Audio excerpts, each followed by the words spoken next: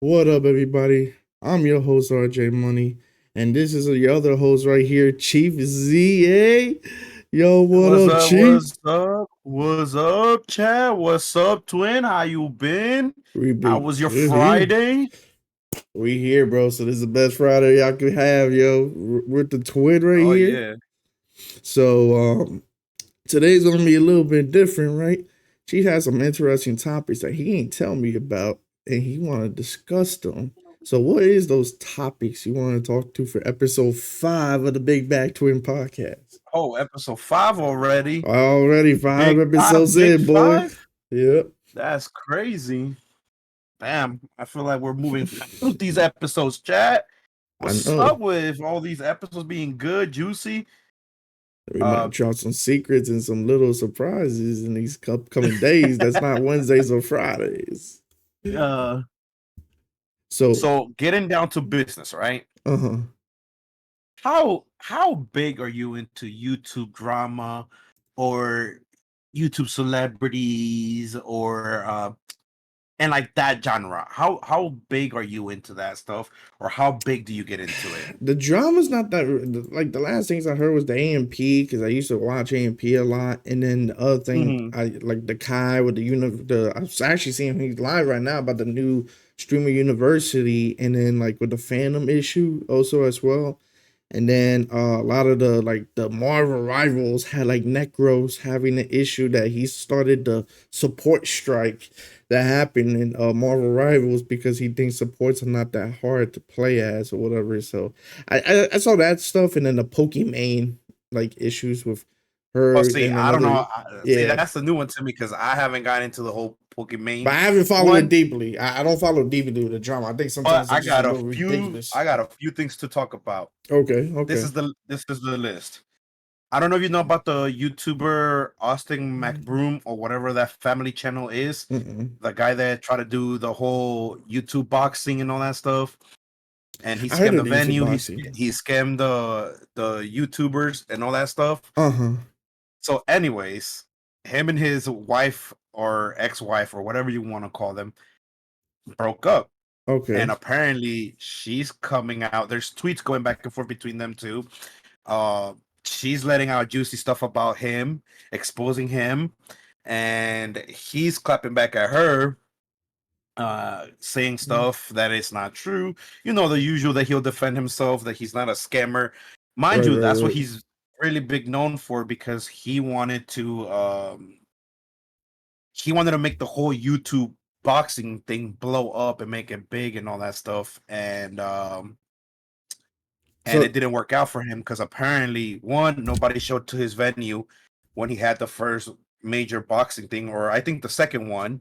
mm-hmm. Nobody showed up to his venue, and he owed the venue a bunch of money. Oh shit. Never paid it. I think he just got up, got paid his amount, never paid the one of the boxers his share, and I know that he was getting sued left and right or something like that was Oh happening. snap. And well, this week that's like kind of like the biggest thing right now that's going on YouTube is that him and his wife are in a battle right now, and they're going back and forth. I don't know if you can pull up Twitter or if you have Twitter or whatever, but Let me apparently that's see. one of the topics that I wanted to talk about because this dude is like he's joked around so much because that's how funny he is. Uh-huh. He thinks he's all that, and Let me see.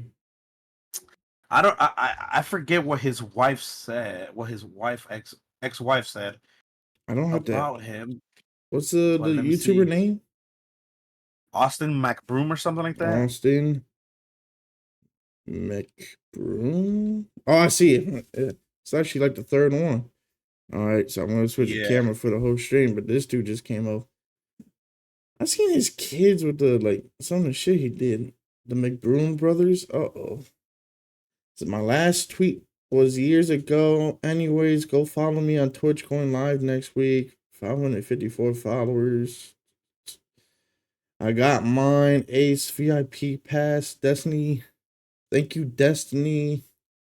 So this dude Peace. I see the is the boxing and one. shit. Like you got Yeah. this So little this dude. boxing profile. Yeah, so if you look up Austin McBroom and boxing, um, what's it called? Boxing scandal or boxing scamming, I think it will come up. Oh shit. Hold on. But Let's anyways, see. Let's let see me real see. quick. Austin McBroom boxing I want to see that. scandal. Uh-oh. Oh no, there's mad videos exposing himself cheating too. Oh no. Yeah, so YouTubers is he, TikTok. Legal issues are also been growing. Los Angeles woman filed a civil complaint for damages against social media personality Austin McBroom and a lawsuit claiming international infliction of emotional distress, stalking, harassment, and trespass. Filed by Los Angeles yep. County Superior Court on Wednesday. Oh But the no, biggest thing is that he's getting exposed by this his is crazy. ex-wife because she is fed up with him, and the biggest scandal that is going on right now is that she's coming out and finally speaking out. This shit? Oh No, no. no, no, no, no, no. That's for something else that I want to talk Oh, about. oh no. All right. So let's check this one I out got real quick. juicy.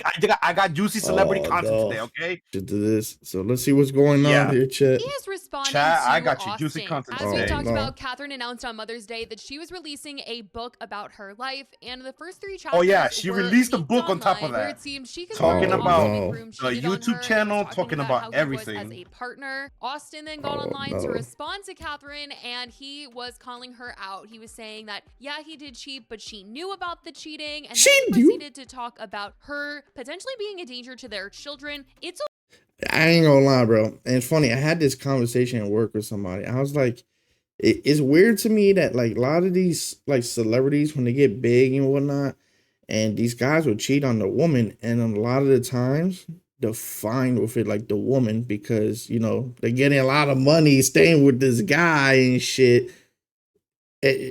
I just find that hilarious, bro. But like, if So we if we this is talk what I about gotta that say type about of it, shit, a Twitch. lot of people will This disagree. is But I'm like, it is a pattern. Like, I yeah. don't know.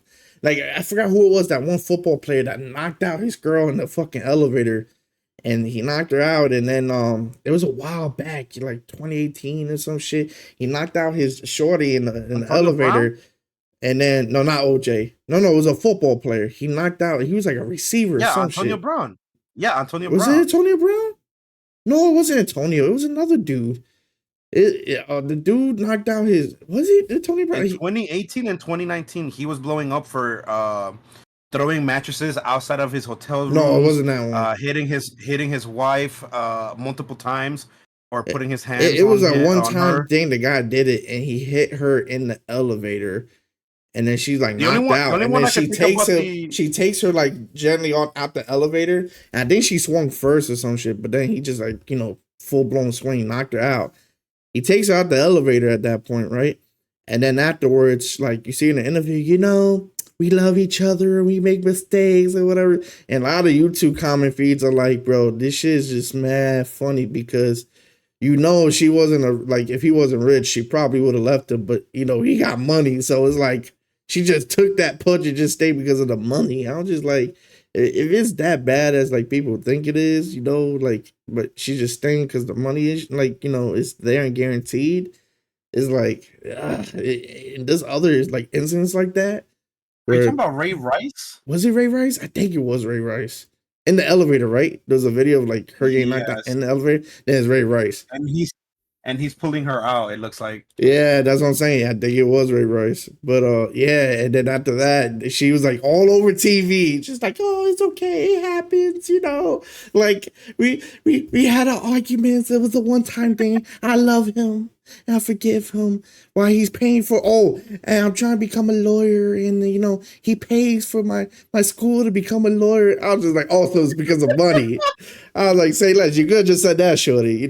Take 5 more hits if you want to. Then, You're you know what I'm getting saying? free Like, education. because she's like, I'd rather take the hits and fucking have me pay for the school. So I was just like, I see why you stay with him. I was like, it's cool.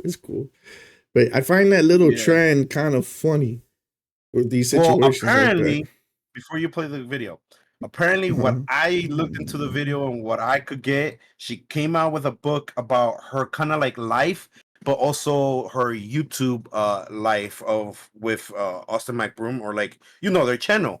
And in Uh-huh. one of the pages of the book, she claims that she had no clue that she was getting cheated on. She claims that Right. right. Right, Also right. claims she Right. also claims that how we were talking that he had one of the boxing events, because I believe he had two boxing events. Mhm. She claims that she went to one of the boxing events with him, and apparently he invited a shorty without telling her. And it's one of those girls that you look at and you're like, wait a minute, who invited you? Because you don't belong here. Like, just your aura, like the way you look, the way you came dressed, like you don't look like you're part of the group, kind of thing. Yeah.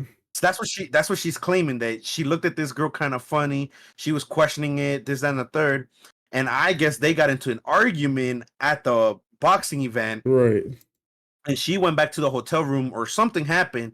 And I guess he went to the room with the shorty or something like that. And Uh-huh. apparently at that moment she didn't know that she was getting cheated on at that boxing event, because she just thought it was somebody else that was Right. coming along and joining along. But that's what she's claiming, that apparently there's certain things that she knew about her getting cheated, but then that she didn't know.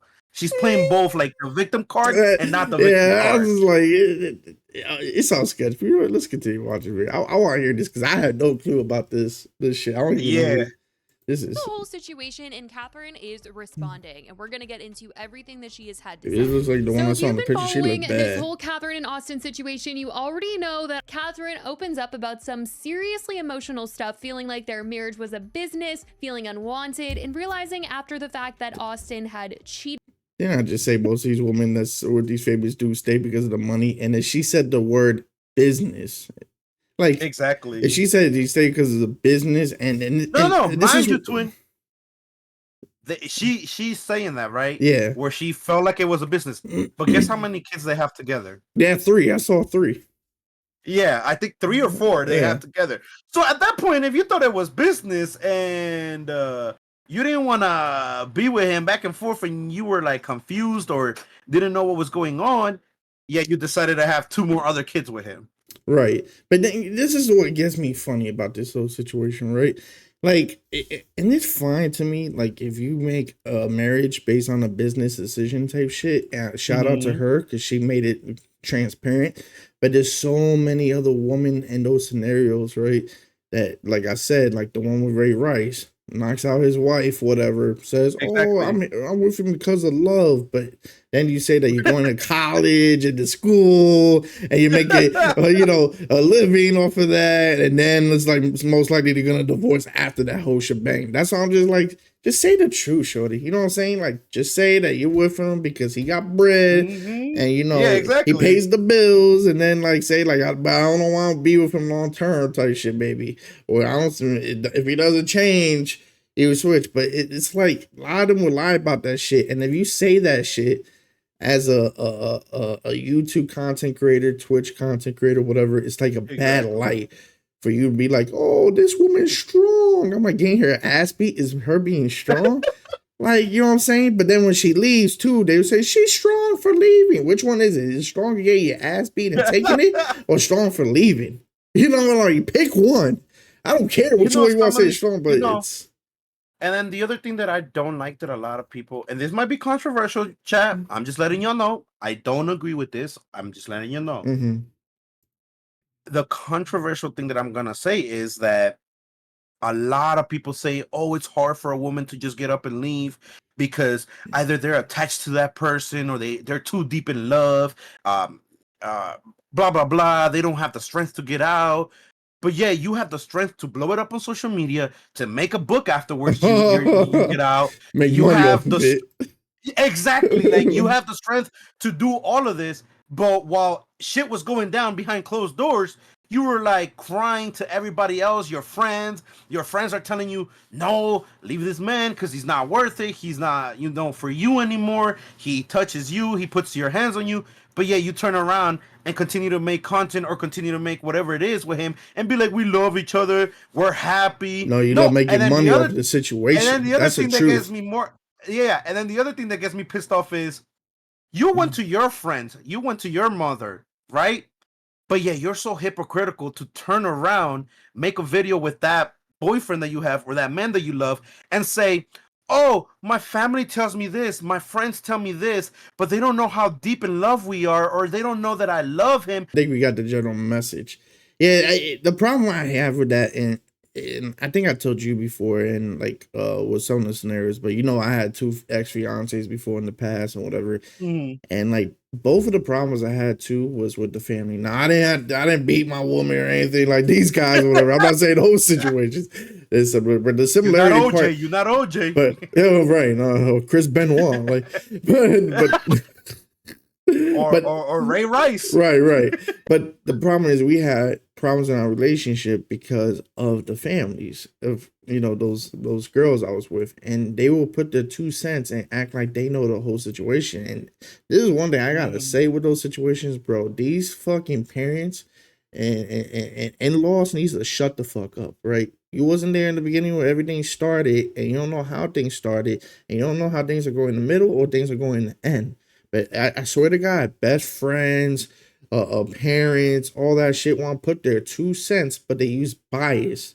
Like when someone asks me some relationship advice, and I know like them and a partner, like I'm gonna give it straight up, like from an unbiased sense. My friend Rosemary, I love her to death. Shout out to her. She always gave me shit in an unbiased sense when I talk to her about like girls I'm with or whatever, right? I'll be like, am I wrong? Is they wrong? And I try to say it in an unbiased sense too. Like, this is her perspective on it. This is my perspective on it. What do you think? And then she's just like, oh, you're wrong. I'm like, fuck. Like, because she told me I'm wrong. Like she's being 100. Rethink everything. Yeah, and then I'm just like, fuck, am I really the dickhead? All right, I'm going to call her tonight and say, I'm sorry. You know what I'm saying? Like, but you need to have that unbiased perspective. But a lot of these parents are just going to go with the fucking girl most of the time. Or just like I've seen the opposite too, where they just always think the guy's good for her just because they don't think she can survive on her own too. Like I've seen it's like stop using the biases of thinking that she's too bad to be on her own or too good to be with that person. Like look at the actual situation itself if you're gonna give your 2 cents and don't just be biased to one or the other. That's my other thing that I want to say with that is as well. It's not necessarily about being biased and taking one side or the other side. Sometimes I feel like in-laws, they try to give you advice, right? Out of the heart or out of whatever it is. They try to be nice about it. They try to give you and your fiance or whoever it is advice. But then I feel like the advice that they're giving you, sometimes it could be damaging and sometimes it's not even like worth it for you to be telling me that advice. It's better if you shut the fuck up. Exactly.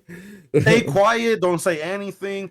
Because nowadays, a lot of people, you tell them, hey, I'm having this problem with my significant other. Yeah. Oh, get a divorce. Break up. I was just going to say, like, marriage therapies, like, bro, marriage counselors, they say, like, statistically, like 60, 70%, me and Danny talked about this in the past, always tell the couple to divorce and break up. The whole point I paid you money to go in this fucking program is so you could fix it, not break it up. Like, they're so quick to go to, oh, just get a divorce. The fuck I paid you 20 therapy sessions for. Like, we're in an era that it's like it's easier to give up than to commit. Exactly. Yeah. And it's like what happened to back then of, oh my God, you guys are together? We can't wait to see you married. We can't wait to see you have a family. Nowadays it's like, oh, y'all fought about this, y'all fought about that. I don't think it's gonna work out. Like, don't even think about marrying. Like, are you sure you guys are ready? Like, it's like, God damn, like, who are you to judge my relationship? Who are you to tell me how to fucking live my life with my significant other?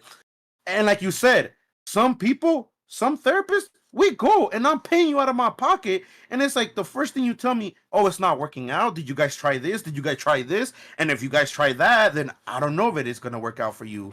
It's like, God damn, give me an alternative. Give me something else to do or to work on, you know?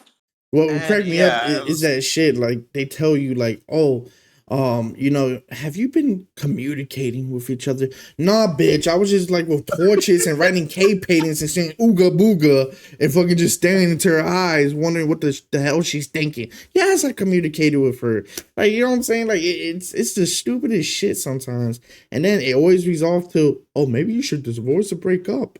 I'm like, do you not have any other advice at hand that you could think of other than yeah. that? It's just fucking annoying at the while because it's like they don't come with solutions other than the quick and easy one. Break up. I'm like, and I'm so sick of that shit, bro. But you know, we're in a generation now that it's easier to quit than to be with somebody, and that's why it pisses me off. And it's from mind-boggling. It's mind-boggling, right, I man. have Like, friends. My mom, like Queen Lala, would tell me, like, "Oh, why don't you just settle down with some girl?" I'm like, I want to deep down inside, but it's just like it's like dead ass. I do, but it's just like it's finding the hard one that's gonna you stay think right about with that, you. right? You think about that shit. Like those, they're not gonna be staying long term. A lot of them just come and go, Nah. and all this shit. It's like there's not.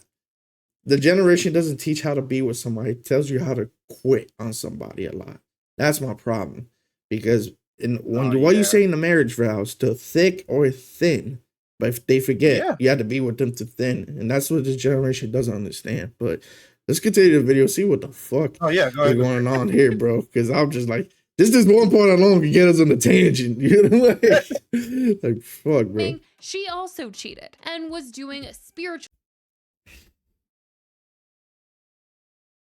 5 seconds of the video. She also cheated. Oh, yeah, bro. Is it? Flip it on her, claiming she also cheated and was doing spiritual rituals that he says made her unsafe to be around the kids. He even pulled out old voice memos and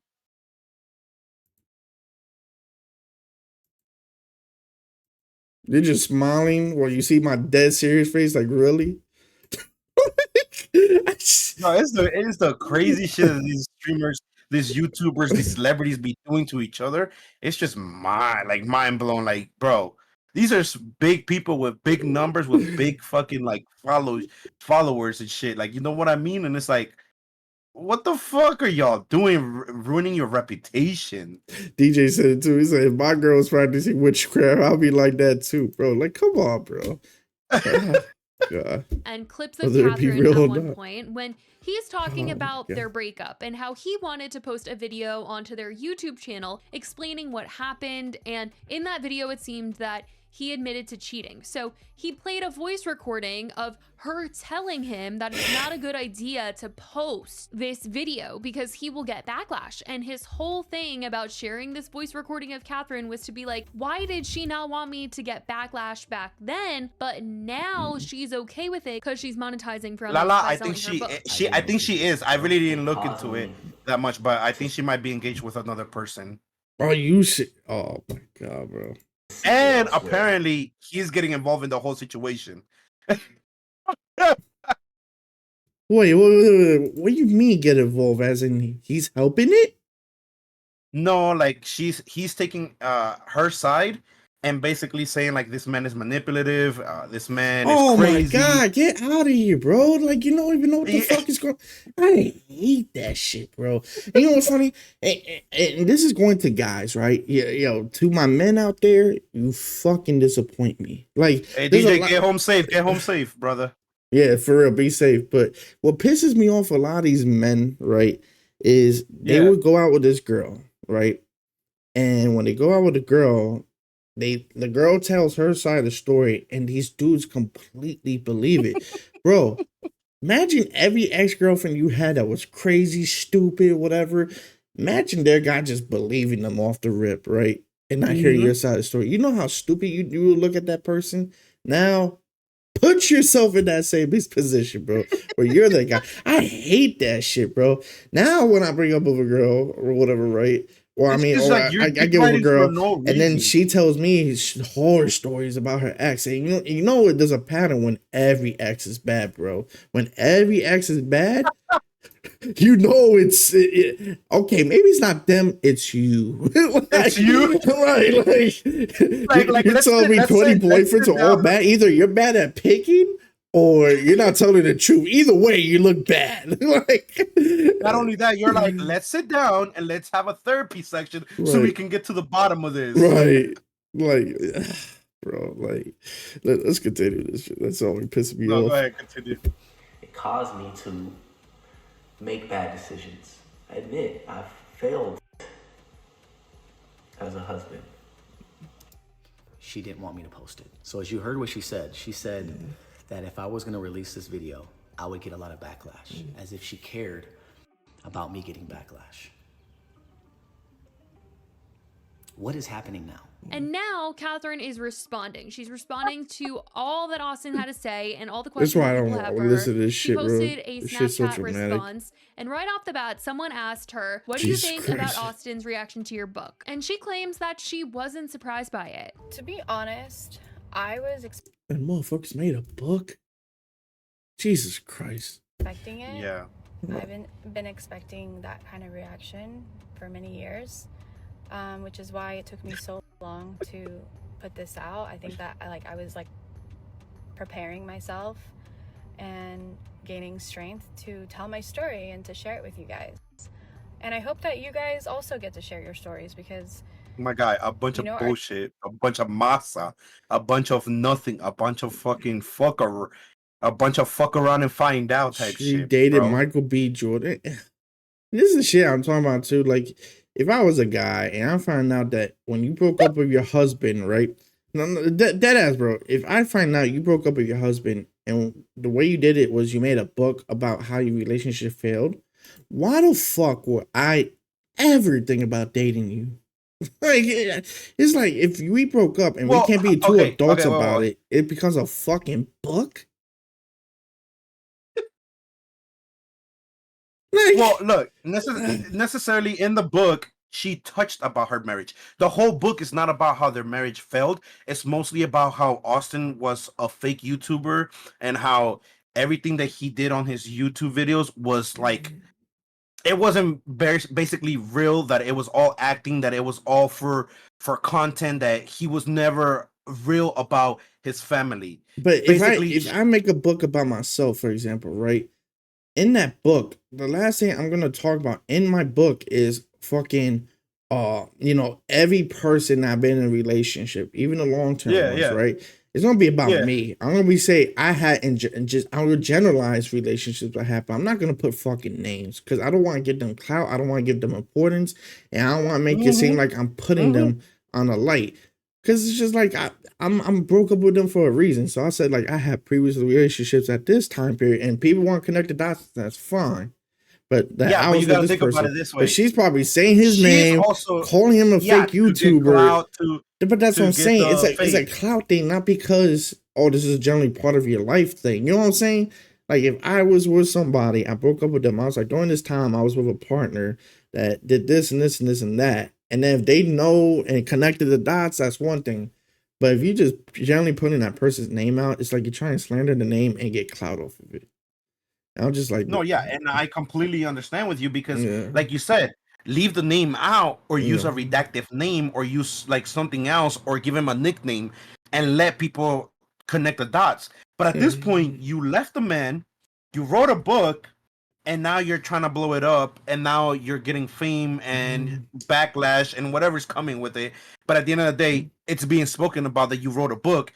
And what are you gonna do with that? You're gonna go on and make your own channel, and yet your revenue grows to, let's say she's at 10K. Now her revenue is at 30K because of the shit that she posted and the shit that she's putting out there now. Yeah. But that's what I'm saying. Then you're feeding off of them. But then your initial statement, like he said, you say you don't like things about bad publicity and cloud or whatever, but you're doing it yourself when it benefits you directly and only. So I do see that's a little hypocritical. But let's see. Our stories deserve to be told, and holding something inside of you for so long, like eventually everything comes to light. She's really pretty too. I hope that you guys read the whole book. I'm so excited for you guys to read it.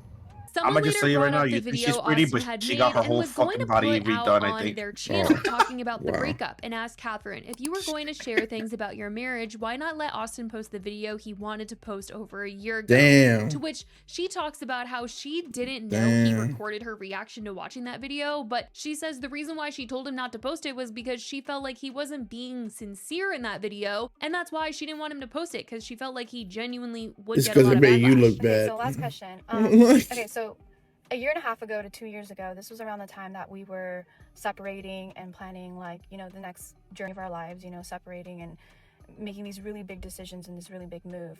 And when we were discussing, like, us sharing it with you guys, I had mentioned that I really wanted to do a statement. And I thought that, you know, maybe we could do a statement together. And he said, no, I really want to make a video. Like, I want to make a video. And I told him, I don't want to be in a video. And internally, I didn't want to sit side by side with someone that But you want to be in the video now. I didn't feel like was going to actually be truthfully honest. No, you don't get to control the narrative. Because if it's two of you, you could both rebuttal in that video what's truth and what's not. But when Exactly. you're by yourself, you have complete control of the narrative, which just means you're Exactly. manipulating the truth. But I digress. Because he wasn't being honest with me and within our relationship. So I knew for sure he wasn't going to do it on camera. And so I didn't want to be in the video. And so he said, I'll make a video and then you let me know if you like it. And I gave him the benefit of the doubt. I said, you know, I'll watch your video. Like, make your video. I'd love to watch it. And I was actually curious on what he would say. And so I watched it and I just didn't feel like it was being sincere. Just genuinely wasn't feeling like sincere, like he was being sincere. And so I told him that and he recorded me.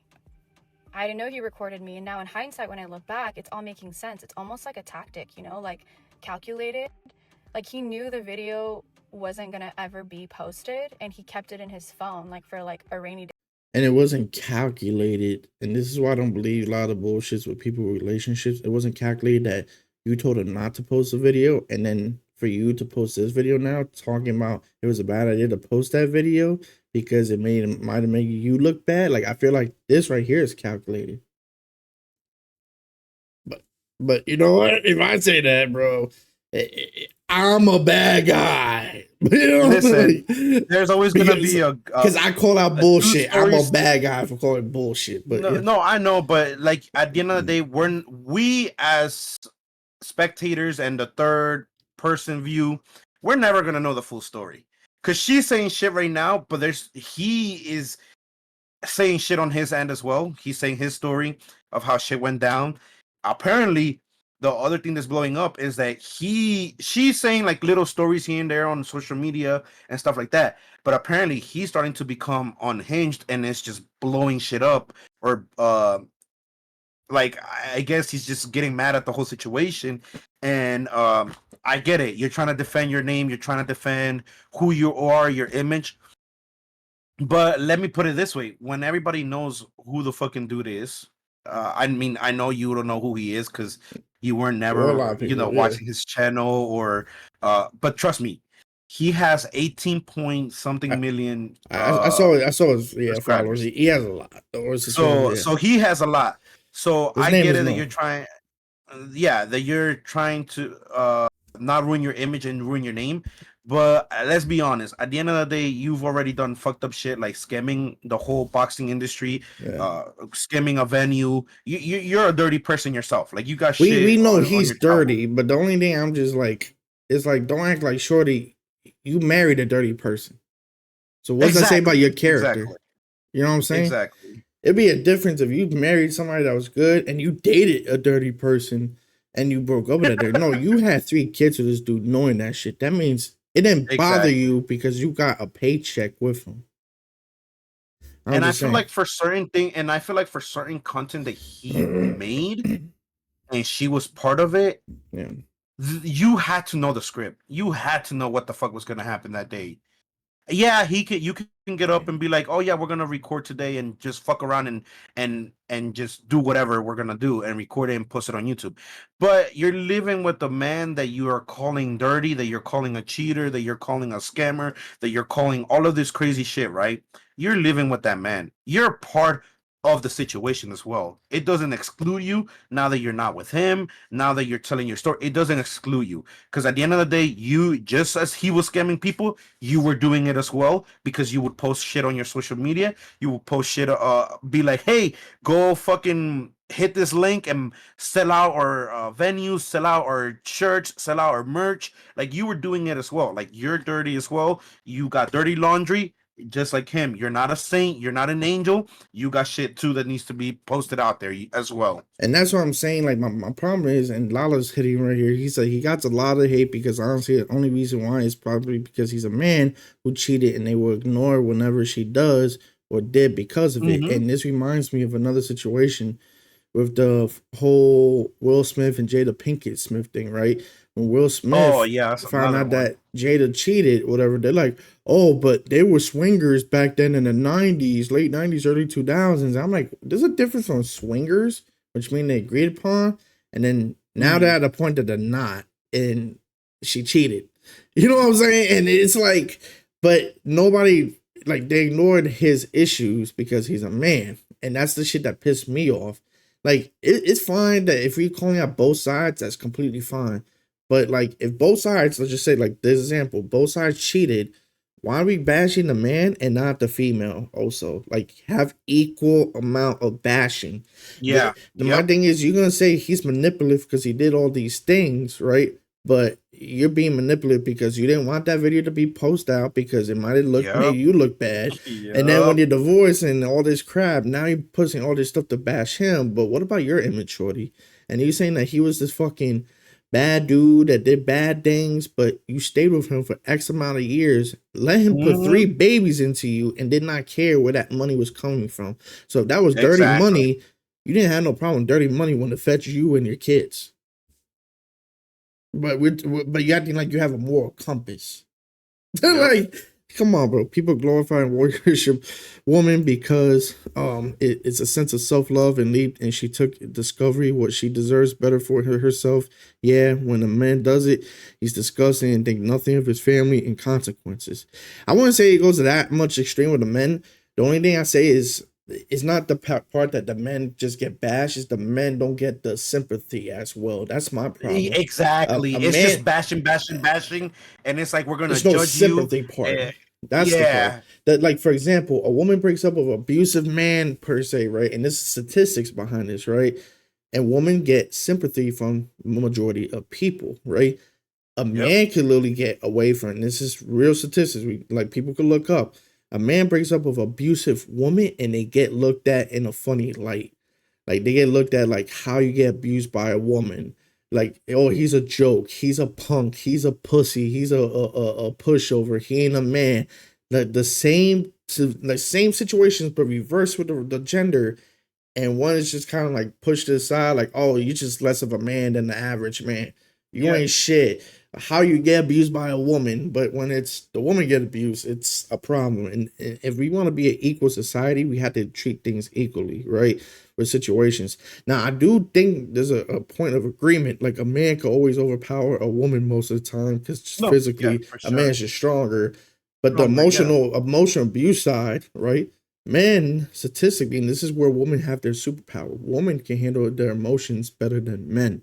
Yeah, it seems like with their periods and all that stuff that they can't, but actually, like, statistically in their brains, like, for example, when a woman loses a loved one or like family members, they could grieve healthily, right? And get not get over, but continue life without letting that shit hold them down. A man can't. Oh, yeah. That's why they said if a man and a woman lose a child, a man will never recover. And the reason why I know that statistically too is true, I have a person that been through that. My grandfather lost my aunt at 3 years old. And people always say to me when I was younger, don't say like her name in front of him because she would get like emotional and he would break down. Right. My grandmother could talk about it openly, have a discussion about her feelings about it, right?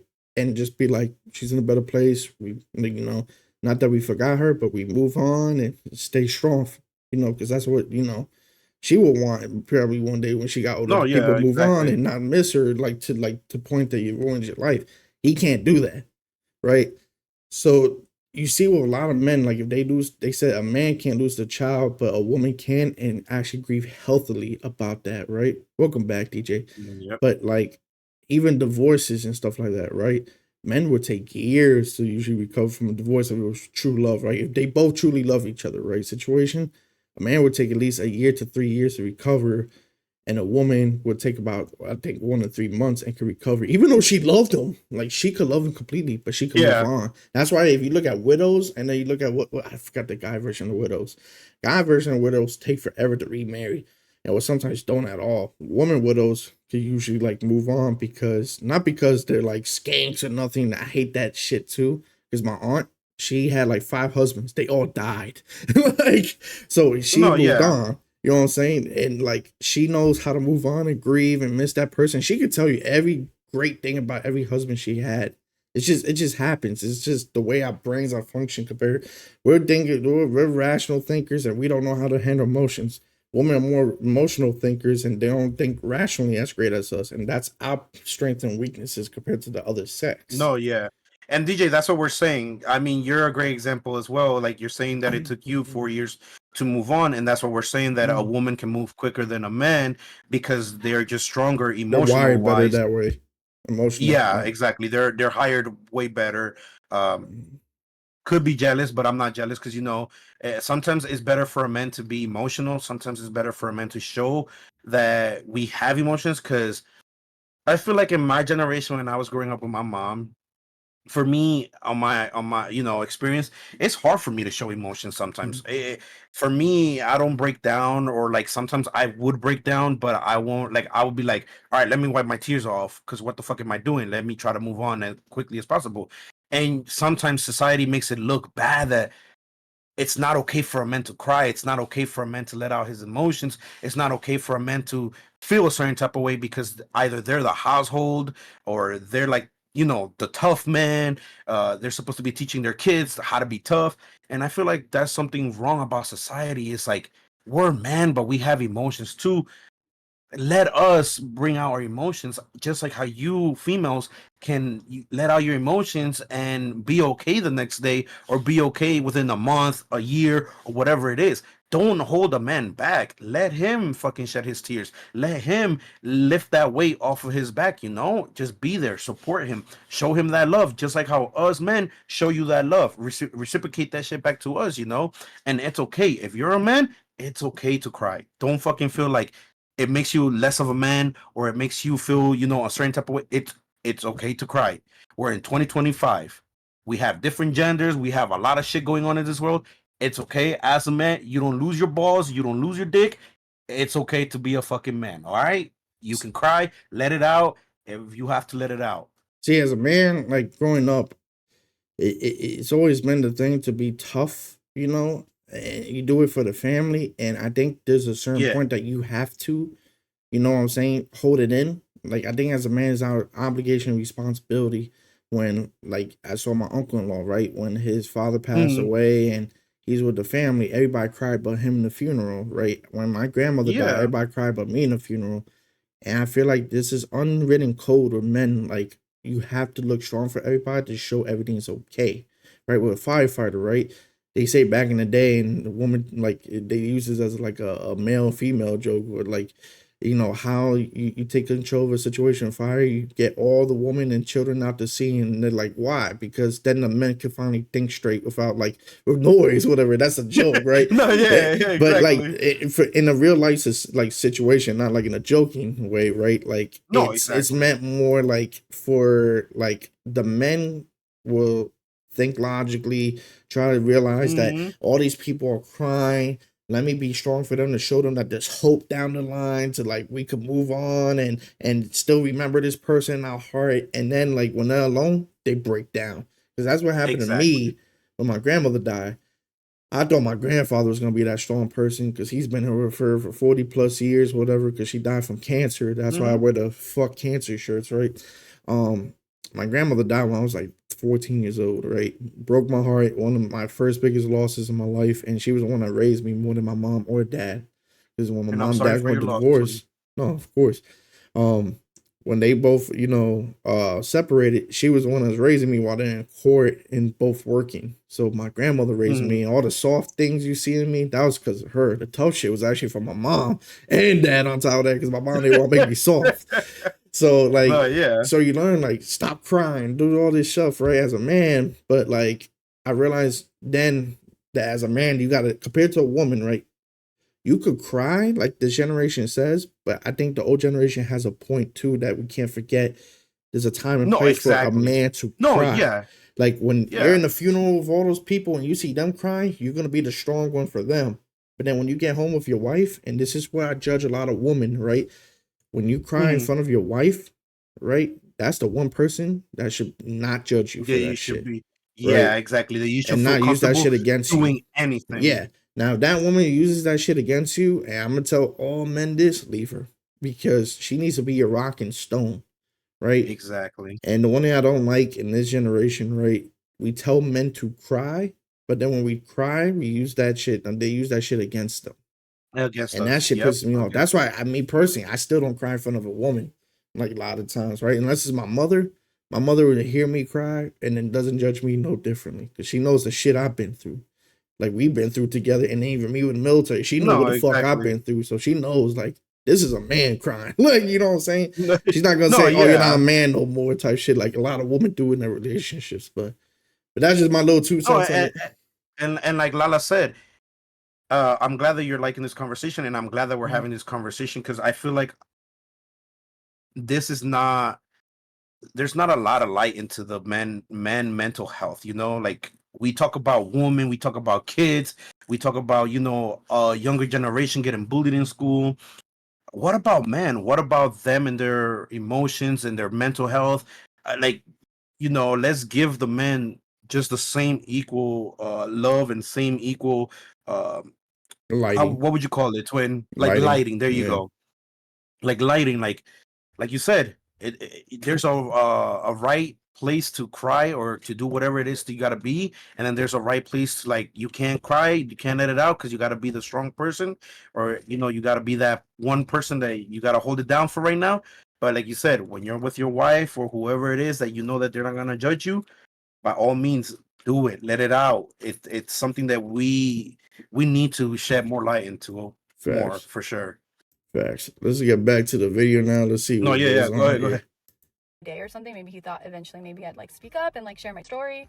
I don't know, but it just feels like that, like it's all obvious, and it just sucks that I have to even address that because he went so far. And like I understand like there's anger because I wanted to tell my story and just share like a memoir, but yeah, a lot of that is very like false, and like people, I guess that's what they do. Despite her saying this about Austin and that what he said about her was fabricated, she talks very highly of him in this Snapchat, which is interesting. Okay. Like, she's talking about how she spoke about him in her book, aside from the parts that we've seen, and even says they were texting just the day before. To be honest, yes, it did bother me, and I felt really hurt.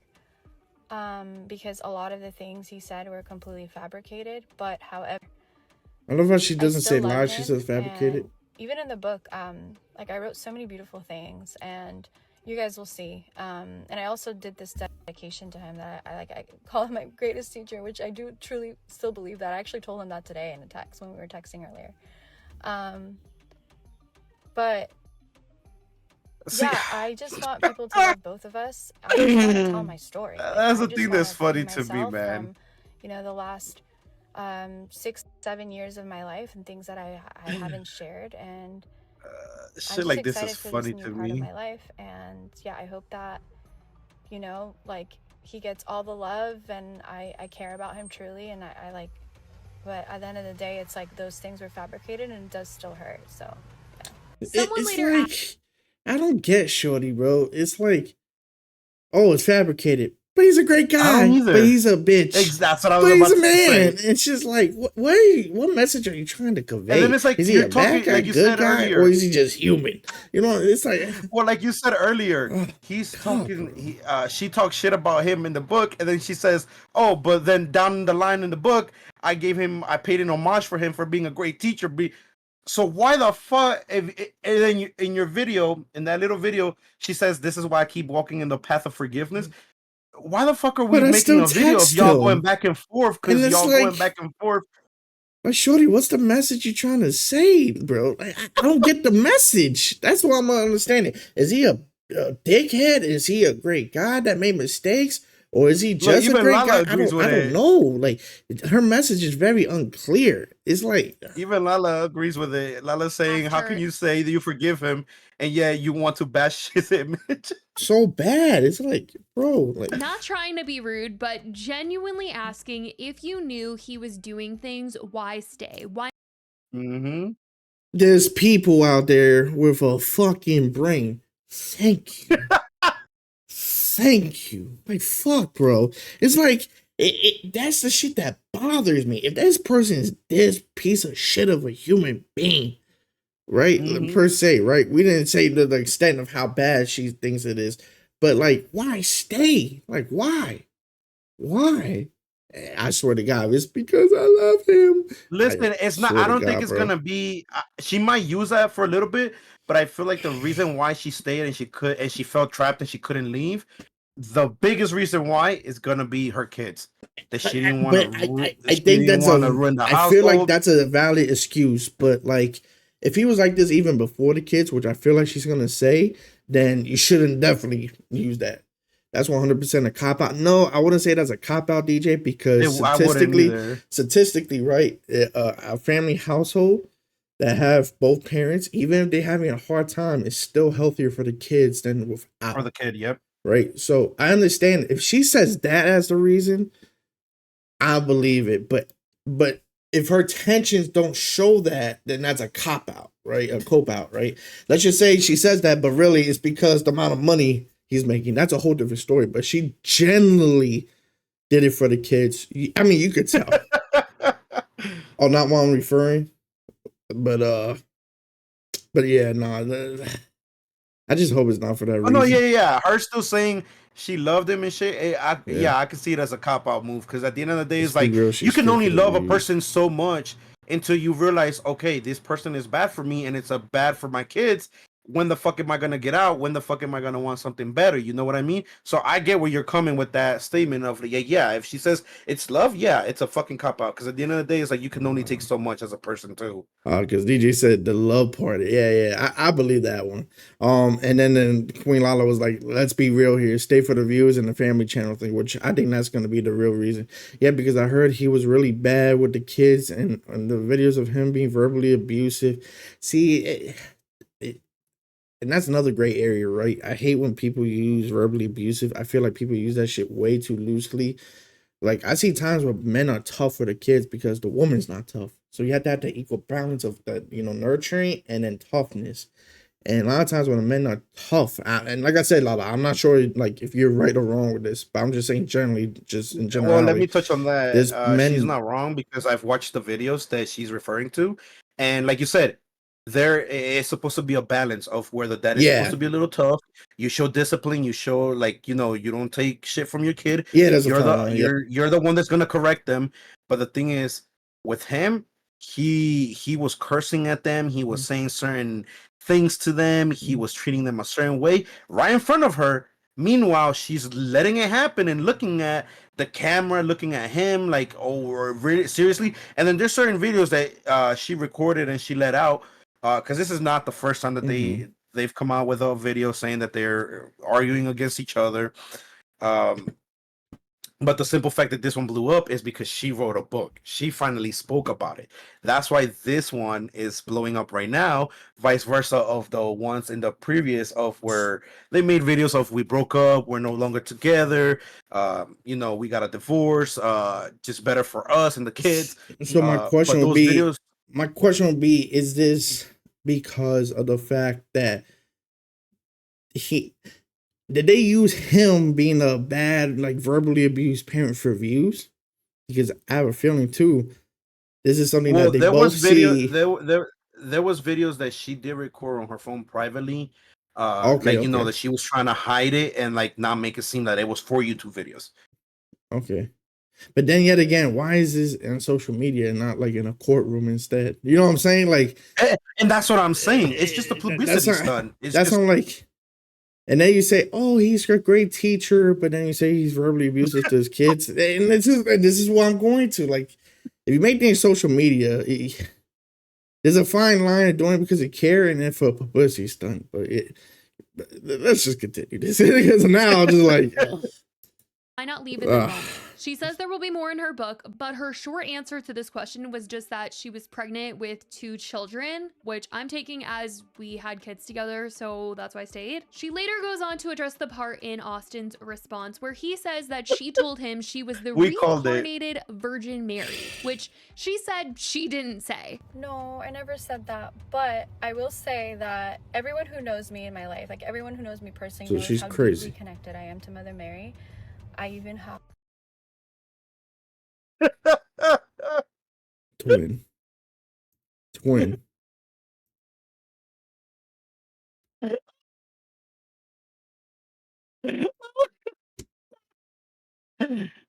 shit. Wasn't a minute ago they were saying that she was doing witchcraft and shit. Now she's into the Virgin Mary. That's One is verbally abusive, Yeah, that's wild. and the other one is fucking loca. It's not one parent, it's both. Like, this is the definition of she's toxica. This is what I'm talking about. Like, if we just listen to her perspective, she's like, "Oh, I'm a saint." We listen to his perspective. Oh, it's her. It's both. Like, oh my god, bro. The Virgin Mary. I'm her reincarnate or connected spiritually. Oh my god, bro. Oh my god, bro. I guess I'm playing the homie video. I'm wanted to fantasize flabbergasted. that he was fucking the Virgin Mary. I'm flabbergasted. I'm dead. wear her on my neck, and I even have a statue of her in front of my house for protection. But I ain't gonna get a religion, but bro, if you believe in Christianity, it says worship Jesus, God, the Holy Spirit, not Mary, but I will say, like, Jesus, I just feel like since we're all one, you know, like we're all connected. She's with I'm not credited to your back crazy ass. I'm gonna make that very fucking clear. Hold on, let me make sure the camera sees. I am not connected to you whatsoever. Don't ever say I'm connected to you. Fuck no. Make that fucking clear as day, bro. I'm not connected to that fucking cuckoo. within all of us, and you can connect to her at any bro. time. And yeah, I just feel like that's such a deep thing that like I carry with me in my life, and I'm so connected to her. And yeah, I feel like that's probably why he said it. But yeah, I never said that. Now, she does seem in a good place, though, as she says she's feeling good and just overall excited for people to read the book.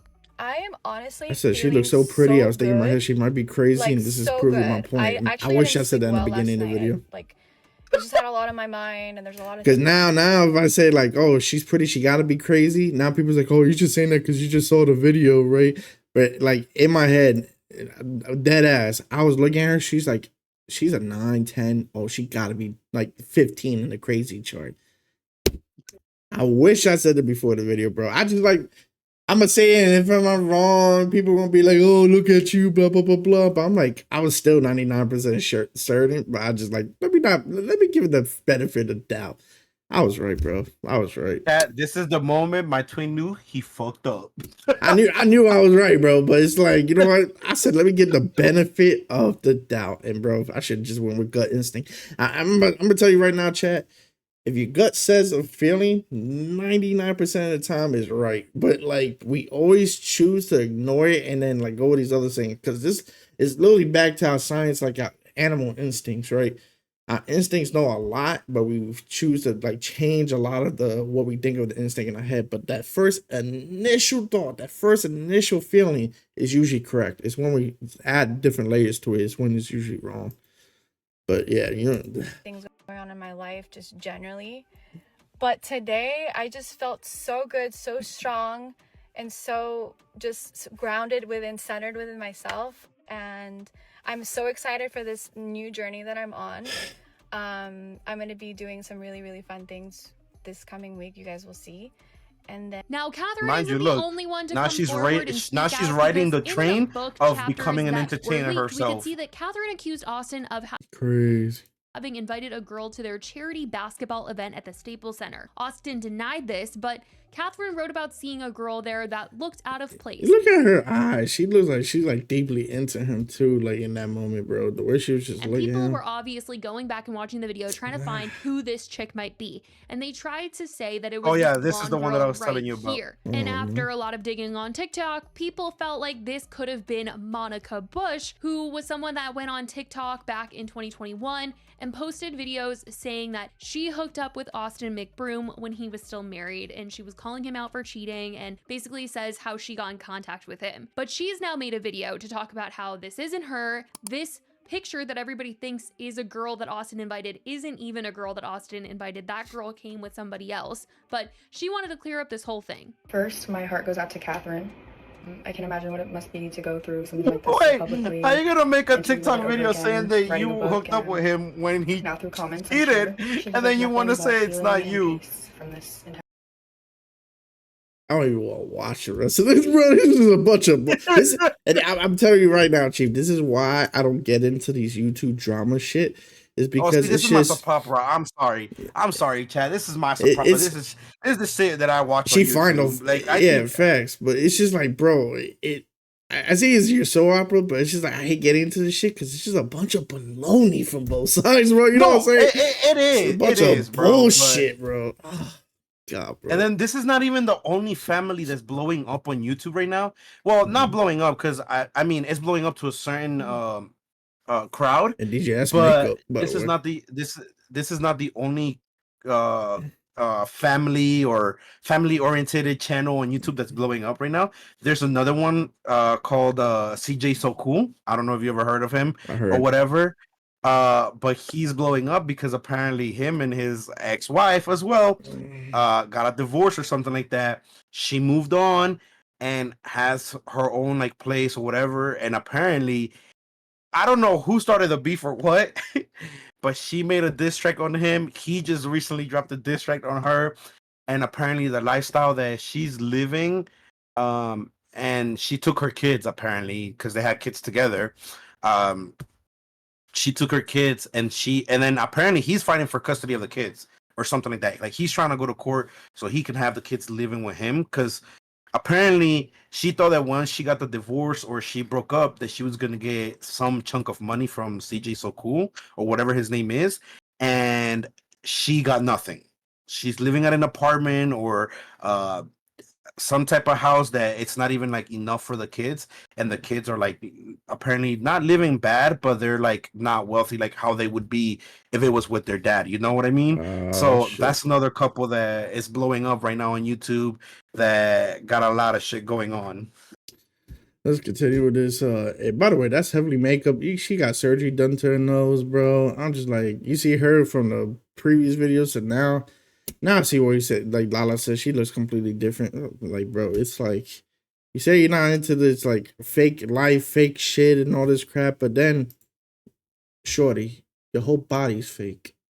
Like, bro, it's like I hate that shit. People's like definitely with women that like to call men fake too easily, but then you want BBLs.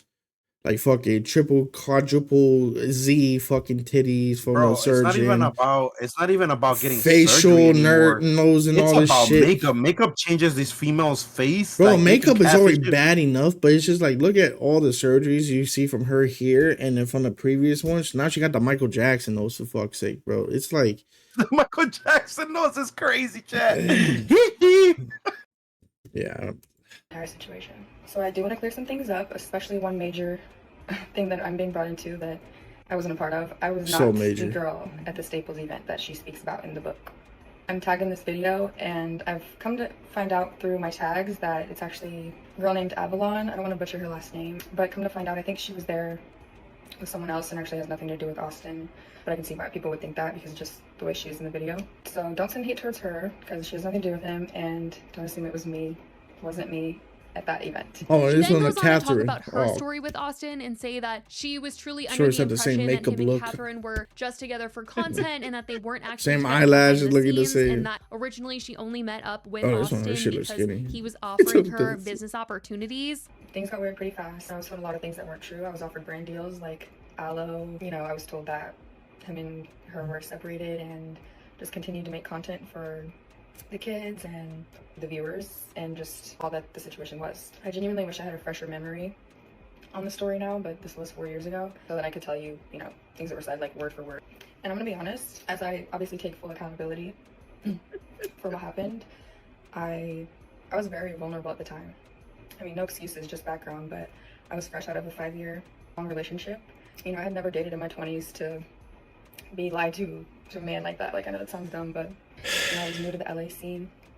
I was, you know, gaining followers. Wait, how are you To look saying back all now and this obviously see if you how still claiming you You weren't were that new- girl? are believing a man. I don't know, So bro. really, obviously, I'm listening to this shit. I'm like, what am I listening to, responsibility bro? for They just the choice I yapping. made. Like, I should have left when things felt off. Yeah, at this point, yeah, bro, because it's Something like, that I didn't understand in oh, I'm new business to the and LA scenery, but I'm gonna years, fuck and, around with you know, somebody just that's that married thing and of didn't you know or whatever, and lied when to you me or don't really want something to whatever. happen, Bro, she's you just do it anyways. yapping. Under the video well, as she was taking accountability for the situation, but that's what she had to say about everything being discussed right now. I just can't even process Catherine still talking so highly of Austin after he tried to discredit her as a reliable parent. I mean, it's all very interesting to me, truly, but she was in high spirits in this video despite it all, maybe because a lot of people have been pre-ordering her book because of what was leaked. I don't know, but I want to know That's what you crazy. guys I think would about like this to know whole how many situation. books she Let already me know your sold. thoughts. I love you guys so much, and I will talk to you in the next video. Bye, guys.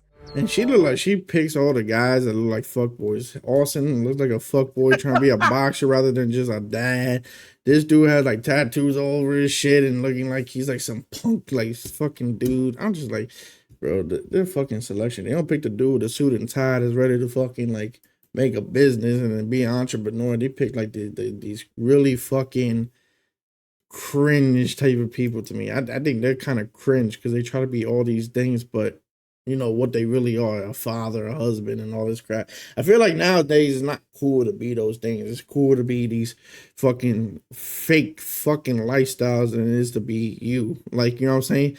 We know we're big back, so we're like, bro, we're big back twins, bro. Like, it's just part of our actual personalities, and we embrace it. But then some of these other people, they just embrace all this other shit, like, Bro, it's crazy. It's crazy. Yeah. And mind you, these are just fucking like these are supposed to be family channels, like showing kids how families are, this and the third. But it's like that's why I say when you get involved with entertainment and being a YouTuber or just YouTuber, twitching, any fucking platform, it's bound to change your life. It's bound to change you in either if you take it as a good way or it can change you in a bad way. And some people, man, fame and money, it gets to them.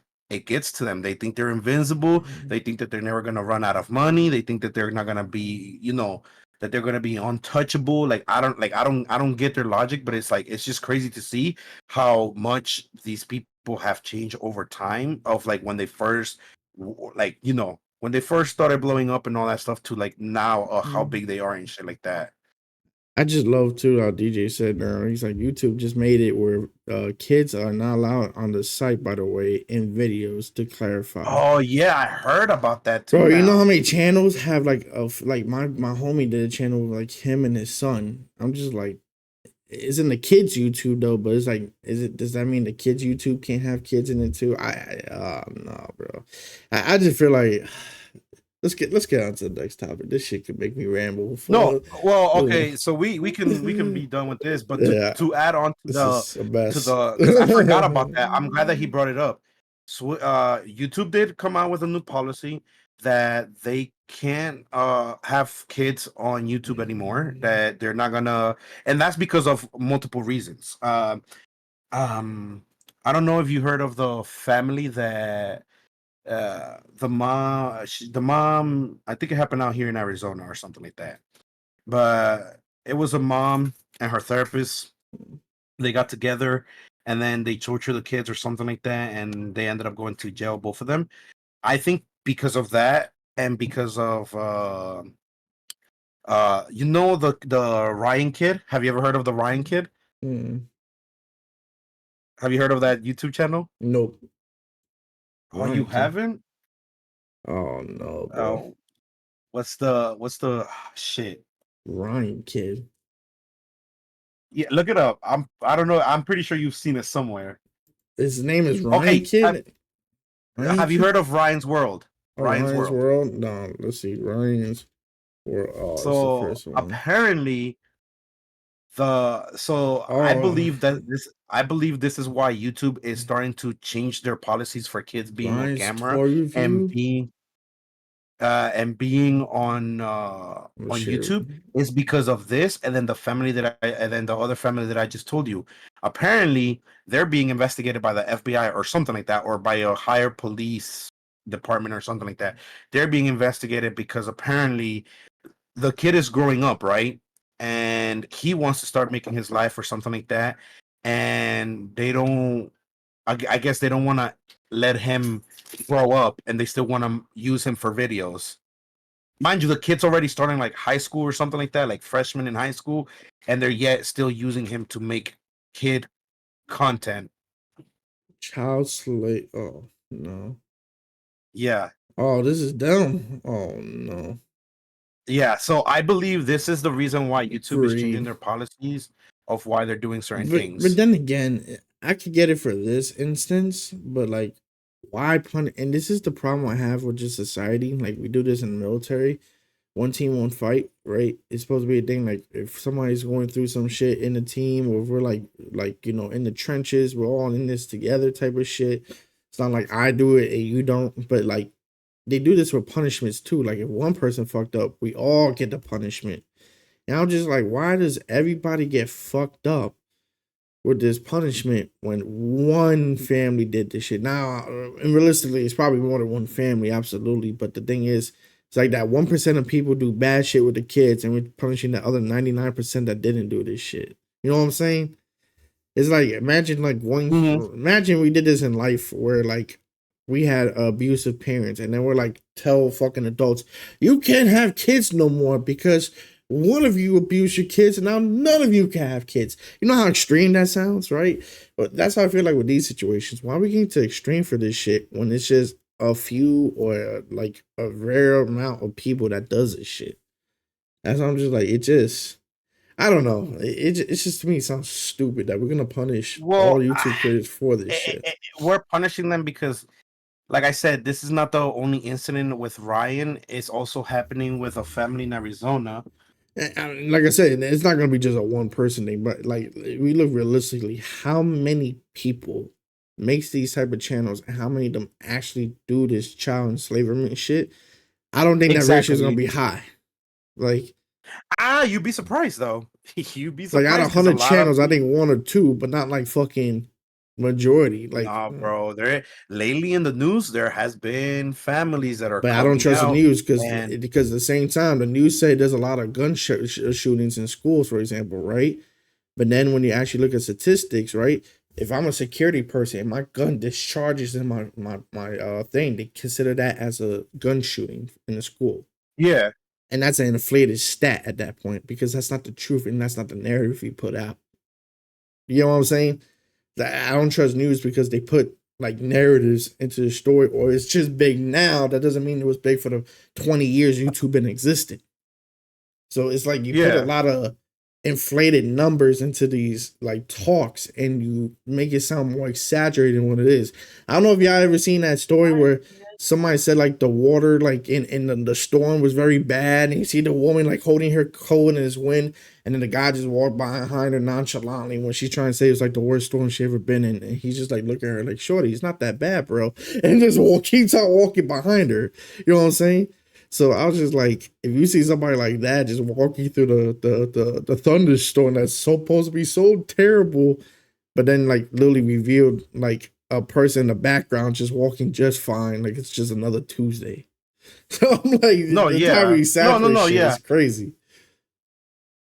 No, yeah, trust me, I understand where you're coming and saying like, yeah, it might be only a few, but honestly, lately there has been a lot of fucking family that are I honestly either going to prison or kids are starting to that that grew up from like other channels that are coming out and speaking about how their parents just fucking enslaved them and to YouTube and like that's all they knew was breathe, wake up and fucking fake a video and and some of them wouldn't even go to school.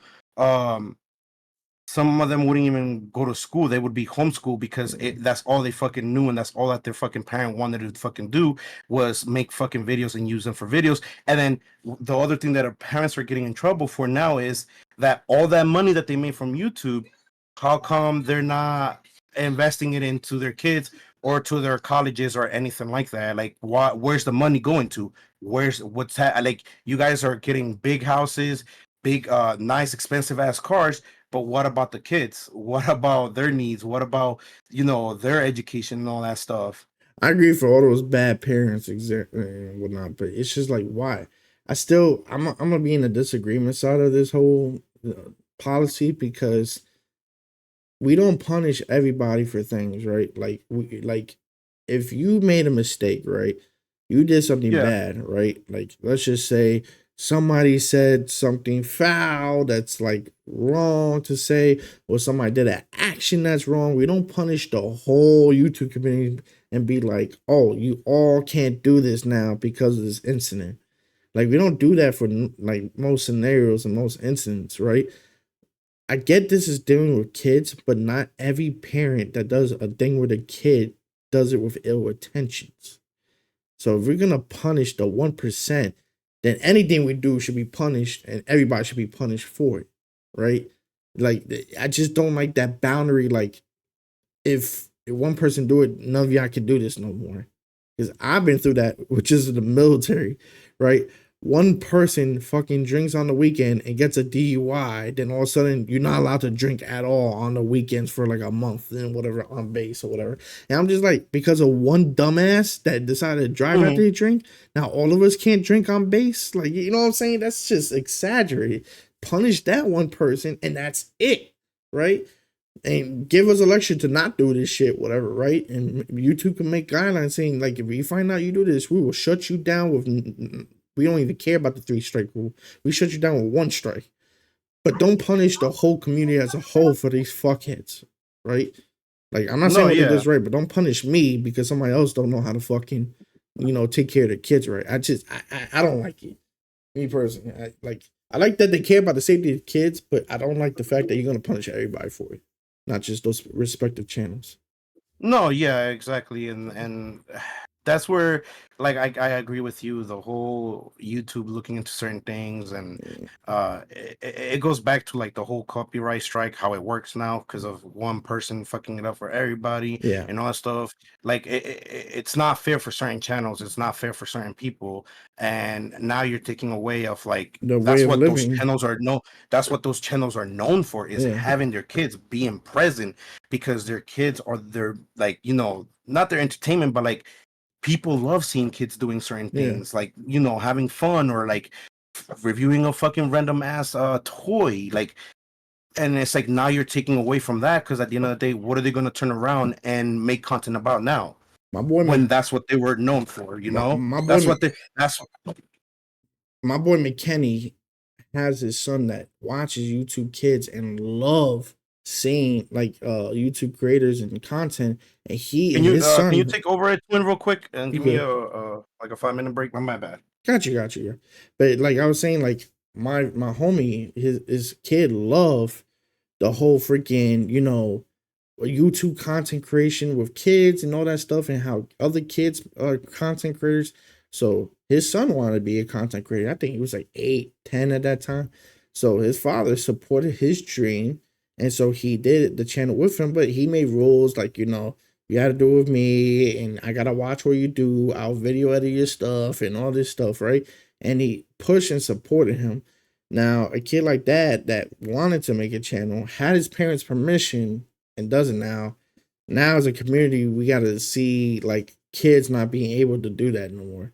There's no children under 14 to be on videos. I must admit, 15 actually, because the age of the kids' bank can be made I get that part. Like, if they want to do certain ages, I think I'll be more okay with that. But even then, it's like some little kids see this and now realize this is the way of the world, right?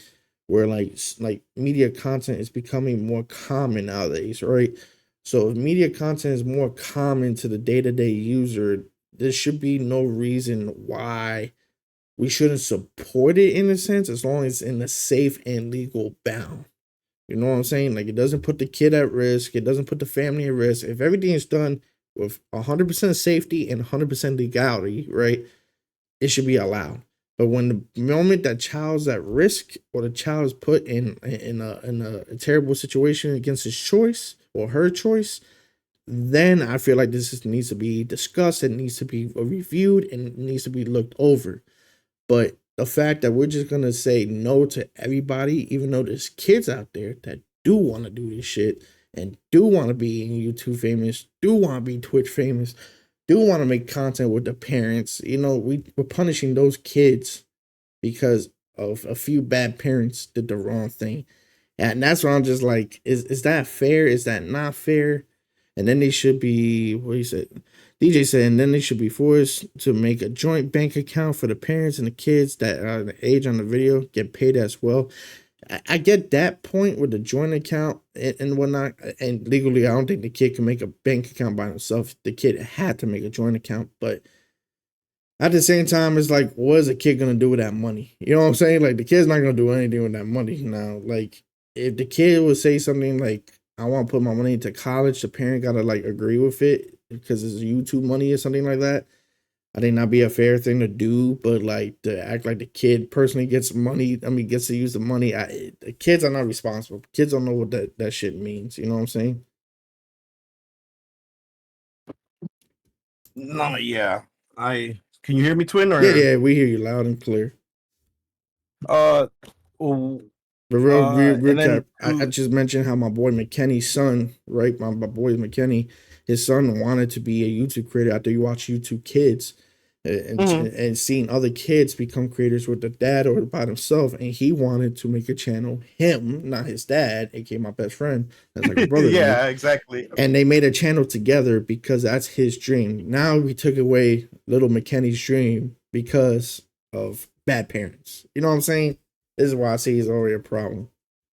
No, yeah, and then like you said, you're taking dreams away from kids that, look at, for example, what you call it? Look at, for example, big streamers like Kai or Duke Dennis, like the whole people from AMP or other fucking channels that they have. Duke Dennis. They encourage kid, yo, get a camera, start recording off of your phone, start making a YouTube channel. We did it when we were younger, so it's David like you started have all at 16. YouTubers. Davis, You have all these YouTubers that are telling kids, hey, you can make a career out of this if you actually dedicate your time, whatever it is that you got to dedicate. But obviously, you have to fucking be not reckless with it. You be have safe to be smart and do about it legally. Exactly. Yeah. But now you're telling kids, oh no, you can't even do that with a parent supervision. You can't have a channel. You can't do this.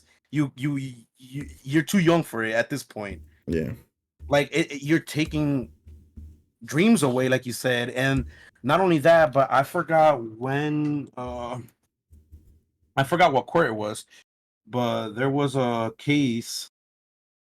They passed a law for kids that want to be on YouTube or something like that. Mm-hmm.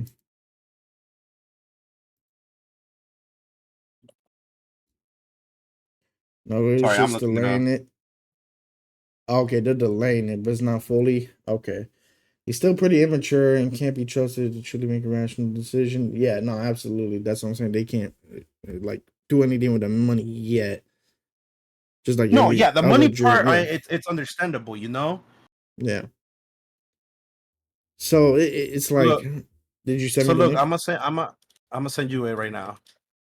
This is what they fucking passed not too long ago because of situations that parents were that I'm telling you, like parents were getting in trouble for abusing kids, so they passed this law right here. I don't know if you got it. Let me know if you did. I did.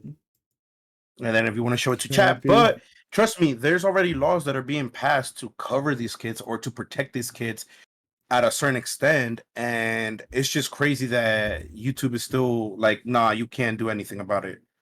Oh, it's not showing me. Let me copy it again. Paste. Here, I'm Okay, I got it. So it says okay, you got it, you here. got it.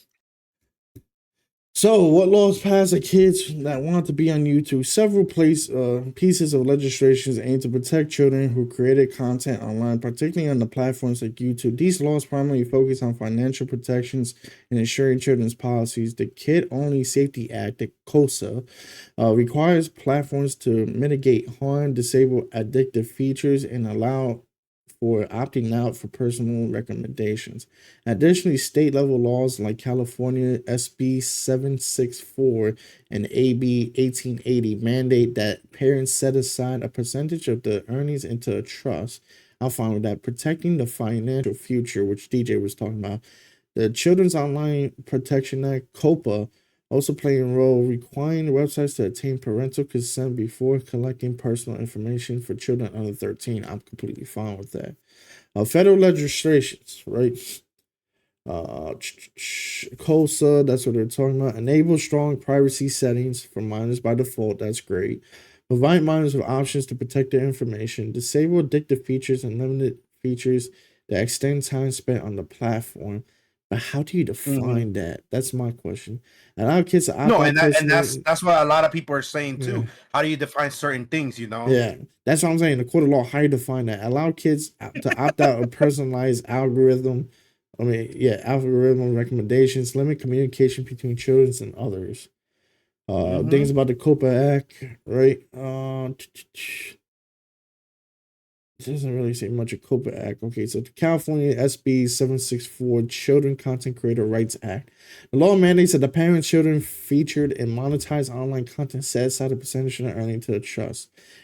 California's AB 1880. This law expands on Kogan law to include minors who are employed as content creators on an online platform like YouTube. Minnesota law. This law only the law not only mandates the trust accounts, but the earnings are also prohibited to children under 14 from appearing in more than 30% of the parents' social media content. Okay, I get that. Okay, so they're saying that you can have like 10 videos, they could be at 3 out of 10. See, that's just where like it meets, like it's in the middle of the You're line. trying to meet middle ground, yeah. Right. Yeah, I like that. I could be. I could back up that. But see, Twin, this is the law that passed, but now YouTube is going against it, saying that they don't want any kid in any video in any type of way, form, or shape. They don't want kids at all. It says key considerations for kids on YouTube. Age restriction. YouTube now users to be at least 13 years old to create an account. I get that they can't create an account, but to not be in the videos, I feel like it's two separate conversations. Now, if you want to say the kid can't create an account, absolutely, I 100% agree with that. But the fact that, let's just say the kid is 10 years old and want to do stuff and a daddy and mommy allows it, right? Like, that's their choice. You know what I'm saying? That's their kid. You can't tell me how to raise my fucking kid. You know what I'm saying? Unless I'm like doing something that's illegal, like beating my kid, right? Like you could tell me like I'm wrong in that instance, but my kid has a dream to, to be famous one day. I'm not gonna tell him, no, son, you can't do that shit because it's against the law. Like, you know what I'm saying? Like, now if I'm doing some Nickelodeon shit to my kid, like that Netflix series, that's a whole other story. Get me? I'm in the cuffs. You're fine. You're doing your job. Protecting my kid at that point. If I'm doing nothing harmful to my fucking kid, fuck you. This is my life, and this is my child's life, and if this is what we want to do together, and the kid wants to do it, most importantly, right? I'm not gonna stop my kid from achieving his or her dreams. Exactly. But the problem that we're having is, like you read yourself, we have this law that says certain things and that allows kids to be part of 3 or 2 videos or whatever the fuck it is. But now YouTube is like saying, you know what? No, we're not gonna allow it at this point just to cover our asses or whatever the fuck it is, because now they're getting sued by other fucking families that were getting abused and that were doing certain things, Because we don't stop kids being like trained at 4 years old as an athlete. We don't stop that shit.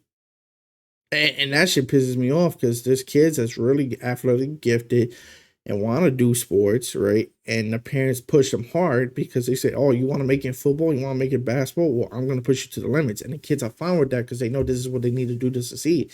And then there's kids that's just naturally like at 8 years old, big as fuck, and the parents like, "I'm putting you in football. You have no choice. You got to do football." And we don't stop them from fucking abusing the kids No, to do a exactly. dream We that they don't don't. want to We fucking don't. do. Like in there.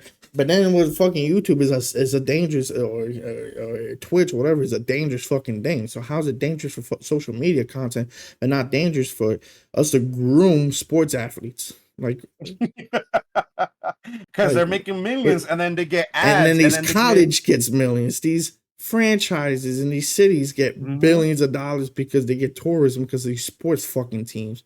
But that's completely fine and legal bounds. But then fucking social media is not. That's what I'm saying. You can't pick and choose what's right or wrong. And we're getting to the point of fucking America, which is pissing me off. Is like, for example, corn. I'm gonna say corn, right? They're trying to like ban it for like, you know, in certain states without using the ID thing. I get you don't want kids to touch it. I'm 100% agreeing with that.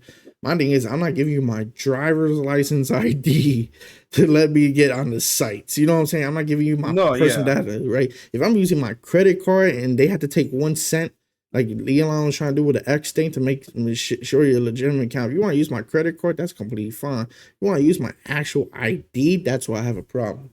No, yeah, that's crazy because your ID has your information of where exactly you live. Yeah, right. How tall you are, what color eyes you have. It's like profiling me at that point, and it's just like it's like, so I can give you my credit card, which a kid's not gonna usually have, right? And then you could tell when a credit card is a joint account and a single account. You don't want to use my credit card, for example, to verify I'm a real person now, but then you want to use my actual ID that has all that extra information. That's where I have my problems. Not the fact that we're trying to stop somebody under 18 to watch that shit. I'm like, kudos to that. But then it's just like, you want my personal information for that? No, fuck you. like I want to just stay, like, if I'm a person that's like day to day that don't care about social media content, I just sent you a video of another big YouTuber that let out a video in response to YouTube to the bullshit that they did about the kids. And mind you, this guy has 14.8 million subscribers.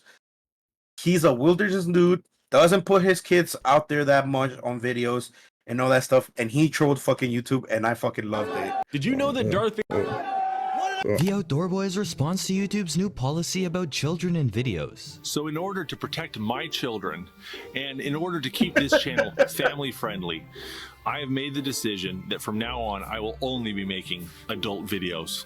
Unfortunately, as much as I love making videos with my sons, Tommy and Nathan will no longer be featured in any of our videos.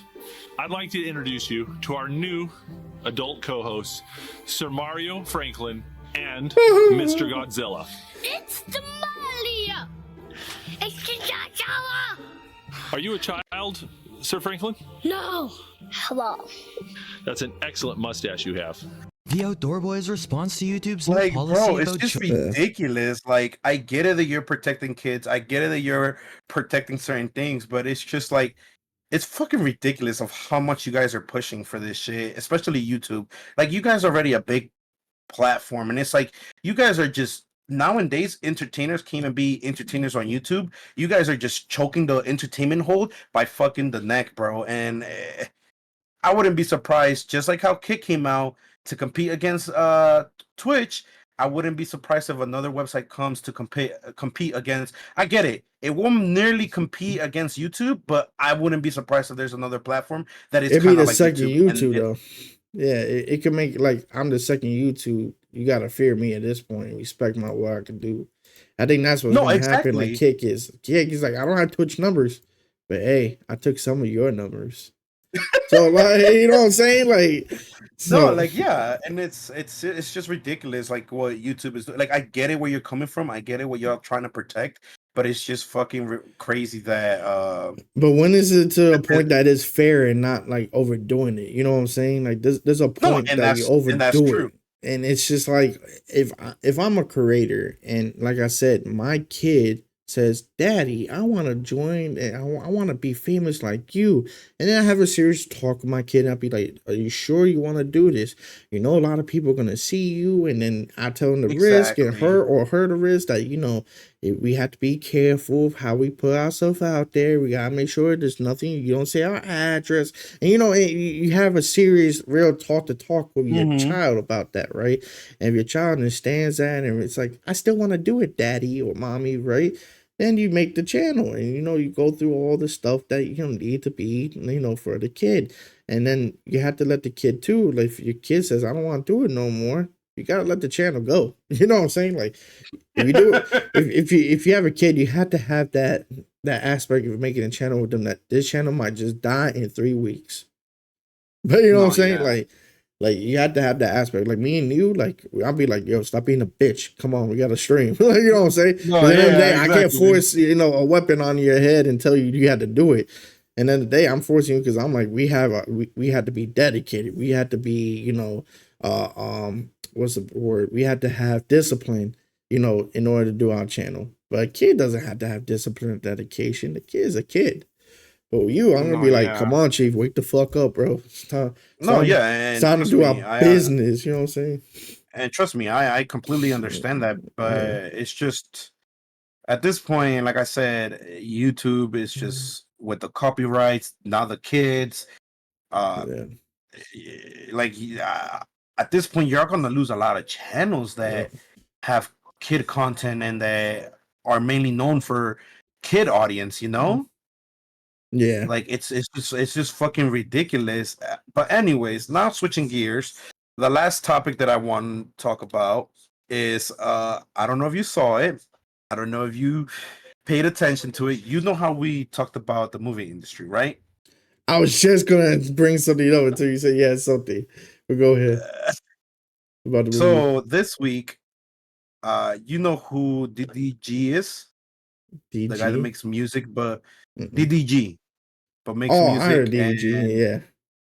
yeah, makes music and now he's a streamer apparently. Yeah. How the fuck these people just switch fucking careers is crazy. Uh-huh. Now that especially when they have big platforms, it's just fucking ridiculous. Just stay on your fucking own path. Like, don't compete with channels that are trying to fucking come out and be big. Like, there's no fucking way of our algorithm and our fucking numbers to be compared as yours. But anyways, that's another rant for another fucking day. Uh, Tell them how you really feel, Chief. bro, I can go on. But anyways, I believe this is the girl that did the Little Mermaid movie. You know, the one that you said, why did we put her to be, Little black and Murray. all that Yeah. stuff? So the girl that played the Little Mermaid, I believe, is the one that had a kid with DDG, the musician, songwriter, Uh-huh. whatever the fuck you want to call him. Well, apparently over the weekend, Oh no. she fucking put a restraint order on his ass. What? She put a restraint order on his ass because apparently he put his hands on her and she doesn't feel safe that the kid can be safe with him Okay, that's a good reason. if Okay.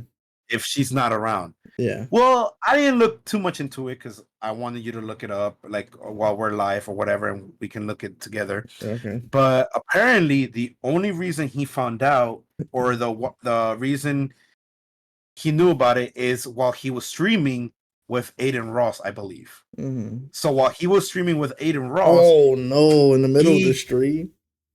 he got the news that he got a restraining order on his ass. Uh-huh. And the video clip that I just sent you explains a little bit Okay. more about it. The Breakfast Club one that I showed Oh you, no! the link that I showed you. Yeah, let me They're check the it out. one breaking it down a little bit and talking about it a little bit more. The outdoor You can boy. play it, The Breakfast but Club. yeah. And apparently he's caught out of nowhere because he doesn't know where this is coming from. But Oh I don't no! know. All right, we I about don't to know what's watch it. happening. It's a she said, he said type shit, but it's crazy what's happening right now in the celebrity entertainment world. Either YouTube So celebrities having and fucking regular celebrities. No, no. All right, got it I up. got Let's myself. let's see. Let's see. Go ahead, play it, So play it. Halle Bailey has filed That's her and was name, Halle actually Bailey. granted a restraining order against DDG, who is her child's father. She alleges that he has been physically, verbally, and emotionally and financially abusive. So for a background really Financially. quickly, they were together for it was like 2 years. She They don't began own no dating in bank. 2022. They broke up back in October, and she said the reason why they broke up was his temper. She alleges that he had a really bad temper and he couldn't control it. She filed these documents Tuesday in LA, and she says that things begin to get physical. She alleges things got physical with him in January. So she said that's when the breakup happened. She says that one time DDG came over to pick up their son Halo. She tried to start a conversation with him about child visitation schedule, because in the document she's saying that she's been trying to get a set schedule. They both are entertainers. They're both busy, but he wants to allegedly pop up, demand Halo whenever it's convenient for him. And sometimes it doesn't work for her. And then it creates issues. The other thing is, why these fucking celebrities name their fucking kids the stupidest shit? Like, Jay-Z and Beyonce, Blue Ivy, fucking, and this name it, and Northwest, Halo. No, yeah. Like, she Master Chief from Halo, you know? But she's issues. fucking So she said stupid ass that they name. were having a conversation about the schedule, and then things kind of went left. She said that as this conversation was happening, she was assisting and buckling Halo into his car seat, and then that's when she claims that DDG grew agitated and It was repeatedly like a female name. said, "Get out of my car, B word."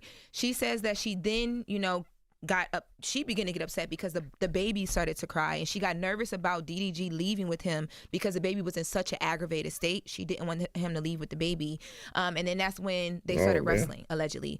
And she says that during the wrestling, she alleges DDG pulled her hair, slammed her face on the steering wheel, and chipped her tooth. Now here's a photo of the chipped tooth Oh, shit. that we have here. Yeah, they pulled out everything. Apparently she also posted says it. that she was in pain, she was crying, and although although they stopped fighting, she was still worried about Halo. So she remained in the car for the ride over to DDG's house. But when she got there, she revealed to his family right away what had happened. And once they told her that they would take care of the baby, she left. She said she was hysterical. She had bruises all over her body and on her arms. Specifically on her arms were the ones that she took pictures of, and she included in the filing where she requested this restraining order, which she was then granted. And she also which she wasn't granted. She was granted. Okay. So she included the photos of her arm, the photos of her chipped tooth, and she just talks about some of the things that she's been dealing with. She says that he'll allege things that like she's not letting him see the kid, but then she added text messages in where she was talking to his mom and she was trying to figure out how he could see the baby before they went away on the trip. I don't know if you guys remember, but there was a conversation around if she was dating Brent Faiyaz or not, because people thought they were alleging that she was away on this trip with Brent Faiyaz with baby Halo. Never heard that in my life. That was a thing. It was a thing online, and she says that because of that, DDG began to text her like articles and she actually has screenshots of text messages allegedly from DDG in this doc.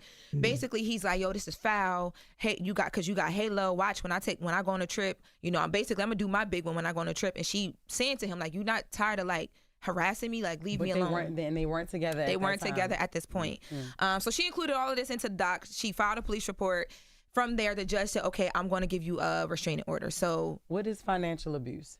Financial abuse can be like where he's refusing to pay for something, refusing to share in something, things of that nature. I'm gonna say something real quick about the financial abuse. I'm not saying that he doesn't need to pay for anything. I'm gonna make that very fucking clear. Like, you had this child with this person, right? That's your responsibility. But the thing is, like, it's not really abuse for her per se because she has a lot of wealth. All you gotta do is file with the court system and say, like, he didn't pay for half of the shit, move on. You know what I'm saying? Like, for a celebrity problem, I don't put it as that big of a deal because both of them are millionaires type shit. But, like, I would consider financial abuse if they had, like, they had to live with paycheck means. She's rich. She's like, "Oh, you don't want to pay for shit? That's fine. I'm gonna pay for the shit myself and take the receipts that I paid for everything and go to court against that."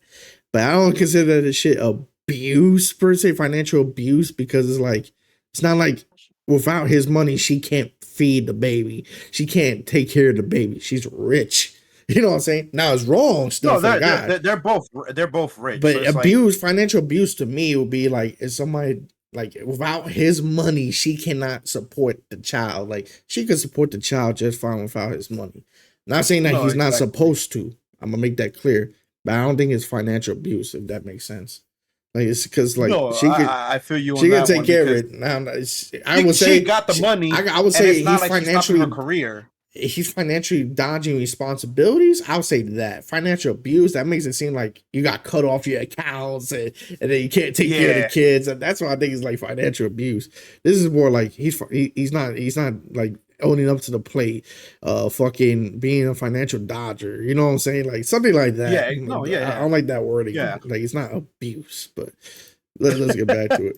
But everything else is fucked up, really fucked up. Yeah, so this is where they are now. DDG was just up here though. Remember he talked about where he stood with Halle. Let's take a listen. At one point you said that you actually would get back with Halle. You know, at one point you said that. Do you still feel that way? Oh, I seen this dude. The world might take me. Yeah. But right now I'm single, super single. Super single. Oh shit! The way you said that. You were trying to get to a point of peace with her as far as co-parenting. Yeah, we cool. Yeah. Figuring it out. How do you get to a point of peace if you're constantly doing that? Like constantly putting your life and your information, even about your relationship with her on that? I mean, this is the most consistent I've been just because I'm single. You know what I mean? Like, I feel like in a relationship, you gotta sacrifice time. Like, no matter how much you do this or how much understanding your girl might have, it's always gonna be some type of like, all right, when we gonna watch a movie, nigga? You know what I mean? Yeah. So it's like, that's with any girl. But the reason I've been so consistent and like streaming for such long hours is because I have a lot of time to myself, which is, you know, that's a positive for me. Do you put that in your music? Because I also saw you saying that you wish you could spend more time with your son. Yeah. So do you is that therapeutic to put it in your music, or do you even put it in your music? About spending time with my son? All of this stuff, yeah. Yeah. Horrible. I know that was hard for Halle to do because, you know, DDG is a god on the internet, and those screamers, those chat folks are going to harass the hell out of her. It's already started. And sure. And she's mentioned that in her docs too, that she gets harassed anytime his fans get in a frenzy. And this is the other thing too, man. Like, if I'm a significant other of a famous fucking YouTuber, famous fucking Twitch star, now you're gonna get shit from their fans no matter what. But if you're the victim, right? Why would I post the shit to social media for validation of like I got abused? Just take it straight to the courts. The courts don't give a fuck about social media numbers. Social media people in the comments care about that shit. If let's just say, I think I believe her for most part because of the pictures and everything. Yeah, but there's no denial yet. I won't agree with you because he's the one antagonizing it. He's the one poking the bear because he's the one, like I said, he went from YouTube and being a singer and being a rapper, whatever the fuck it is, to now streaming. And when he's streaming, he fucking pokes the bear. He says random shit about her or about their relationship. So he's the one putting it out there. She's the one that is like, again, okay, now I gotta talk about it and say shit because this is happening with him. And like they said, his people are the ones that get frenzy and then start attacking her and shit like that. So at that point, yeah, go ahead. You don't have to respond to those people because at the end of the day, those people are not judges. Those people are not the jury. You know what I'm saying? You put that with a judge and jury. Saying, it goes to her, but it goes also to him. Stop putting your shit out there. Oh yeah, absolutely. Deal it like a man. Go to court and fucking face the court. I'm at the point where I'm saying he's already guilty. I'm already like we're 100% agreement that he's a problem. My thing is if you want to fucking like for example deal with the situation of abuse, you shouldn't care what some dude or people in social media think. You know what I'm saying? People are gonna have the biases because they like the artist, but don't like Chris Brown people, right? Chris Brown done some piece of shit things, right? And women still love fucking Chris Brown, but he's a bad person for a lot of things he did. Now I see growth in Chris Brown now compared to like 10 years ago because he said I hit Rihanna, right? For example, right? But then he told a full story how Rihanna actually hit him first while he was driving his Lambo. He pulled to the side. She keeps on hitting her because she accused him of cheating. And then he's like, to defend himself, he punched her, but he punched her so hard that she had that big swollen eye.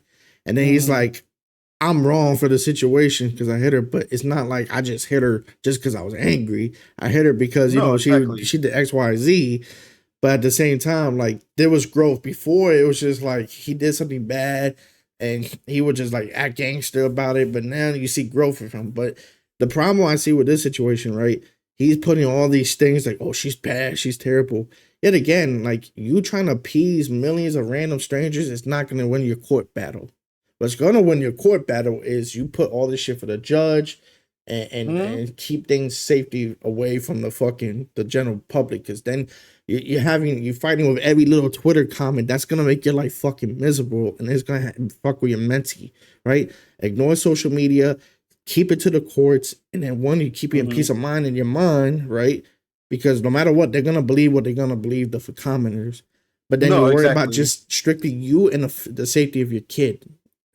And not only that, people online are trolls. You know that they're gonna fucking push your buttons. You know that they're gonna say the most stupidest shit. You know that they're gonna push it to the point that you're gonna be on Twitter fucking key warrior saying just the most randomest shit or just talking out of your ass, and then it's gonna blow out a portion, and then they're gonna be like, well, look at how this person's acting now on social media when they're saying that they're a saint. They're saying that they're not this type of person. Which is, I mean, there's no point of doing you let it get to you. Right.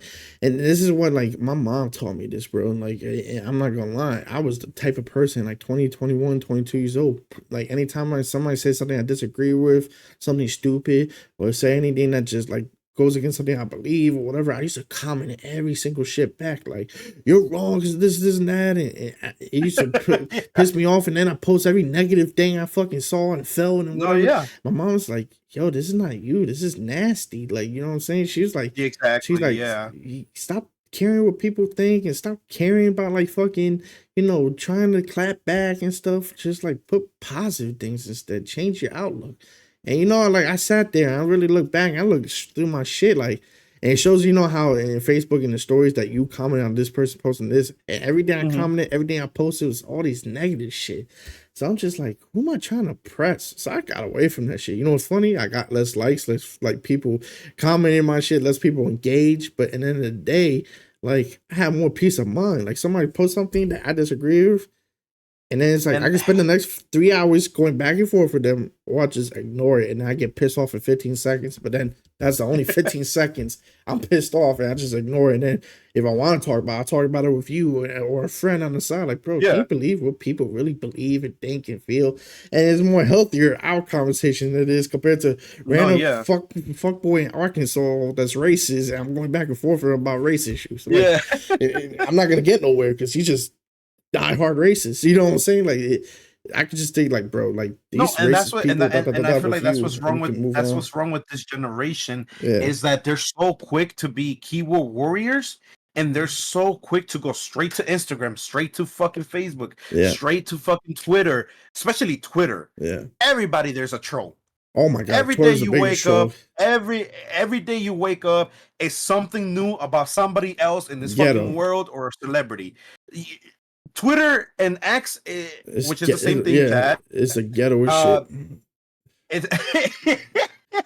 It's like World Star. Like, you're so ready to, like, fucking see the most randomest shit ever about somebody getting mad about another person doing this shit, or road rage, or, oh, this person did the most stupidest shit. Like, especially those social medias, like, nowadays.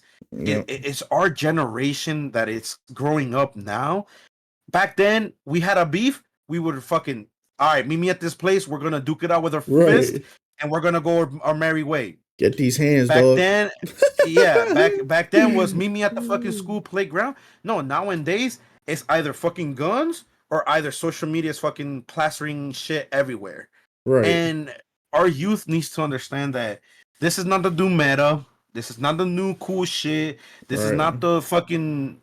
This is not a way to fucking deal with problems nowadays. And like, you guys are so ready to fucking put your life out there for the world to see, but then get butthurt when the world has shit to say in return about your life, about your family, about how you're saying stupid shit online. Just know that whatever you put on social media is gonna stay on social media for the rest of your fucking life. It's not gonna get erased. You can erase it for like 5 seconds, but guess what? Somebody already cropped it, and it's being passed through the whole fucking internet. That is gonna come back, and it's gonna be on fucking Twitter. and then it's gonna get blown up. And the reason why I'm glad I did that decision and not care about all that shit, because I look at Kevin Durant. Kevin Durant, the basketball player, will go back and forth with every fucking person in social media when he disagrees with something. I'm like, bro, somebody in YouTube and X and all this shit is like trolling you, right? And saying Kevin Durant sucks at basketball, da da da da. And then he said, "When's the last time you hoop?" or some shit like that. And then the guy's just like happy, and he posts the next, like, Kevin Durant put comment on my shit. Like, they're not that much of a hater, because the minute you comment back, they're fucking like on his shit. They're just doing that for conversation, right? And LeBron said, like, bro, he said, remember he went to Miami, right? And it was a big deal because he left Cleveland to go to Miami, right? LeBron James, right? So he went to Cleveland to play his first game against Cleveland as a Miami Heat. And he said the elevator door opens in the arena, and he see two guys that had a fuck LeBron t-shirt, right? And the two white guys had the fuck LeBron t-shirt on it. And they looked at him, they're like, it's not what you think. We're your number one fans. Oh my God, can we get your autograph? While wearing a fuck LeBron t-shirt. Like, bro, that's what I'm saying. This and then world LeBron that we said, live in now I should have is just cared. a troll. This world that we live in now is just a bunch of teenagers that don't know how to handle problems.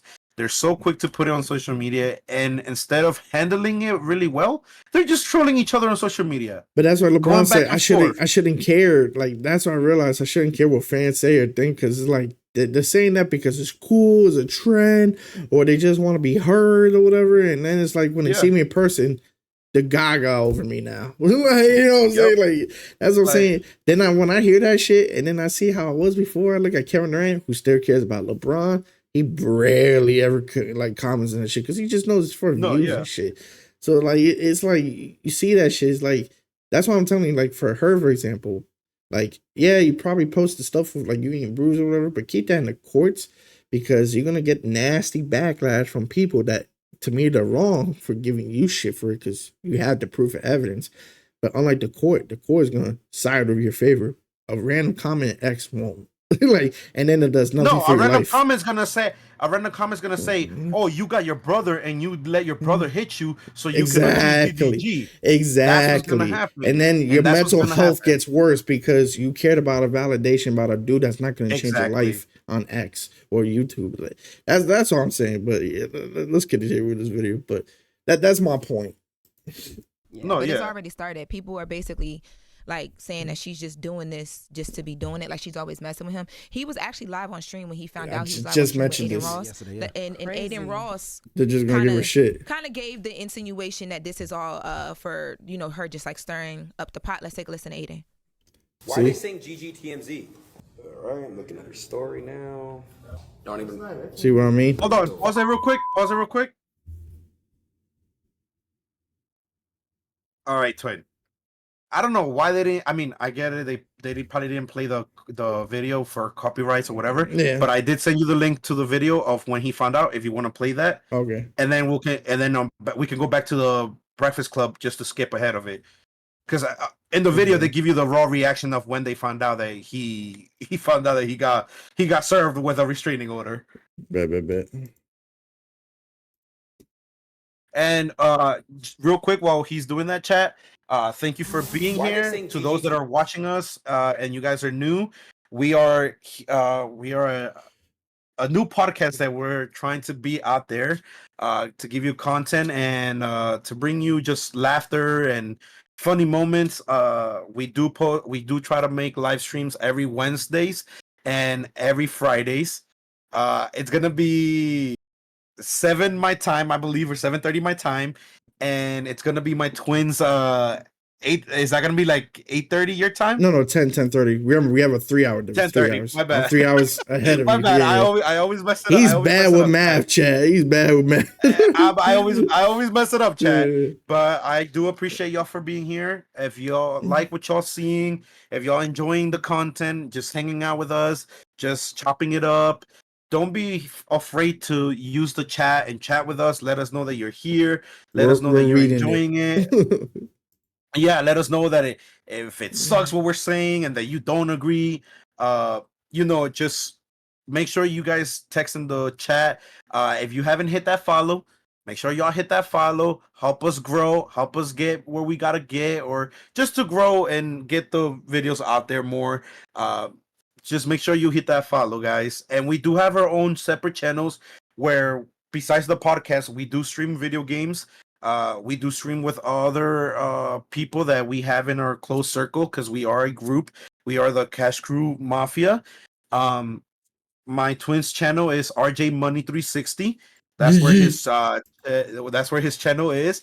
Mine's is gonna be Chief Z18, and that's where my channel is, of where I try to stream video games and just be funny and talk about random crap. It doesn't have to be about, current stuff that's happening or trendy stuff that's happening. It's just random stuff that we're trying to have fun. But make sure y'all hit that follow, guys. And I don't know if you want to say something, Twin. Back to where he said, right? That was the PG way of what he's trying to explain about this channel. I'm gonna be the unfiltered, not PG version. We're coming after you, Joe Rogan. We're taking that #1 spot. And don't worry, it's gonna be a slow climb, but we're gonna get there. And when we take that spot, don't be surprised. Yep. We're coming after you. That #1 spot, want that around my waist. Like a heavyweight champ. What's up? So yeah, we're coming for that spot. One thing bad at a time, like I said. One thing bad at a time. Yes.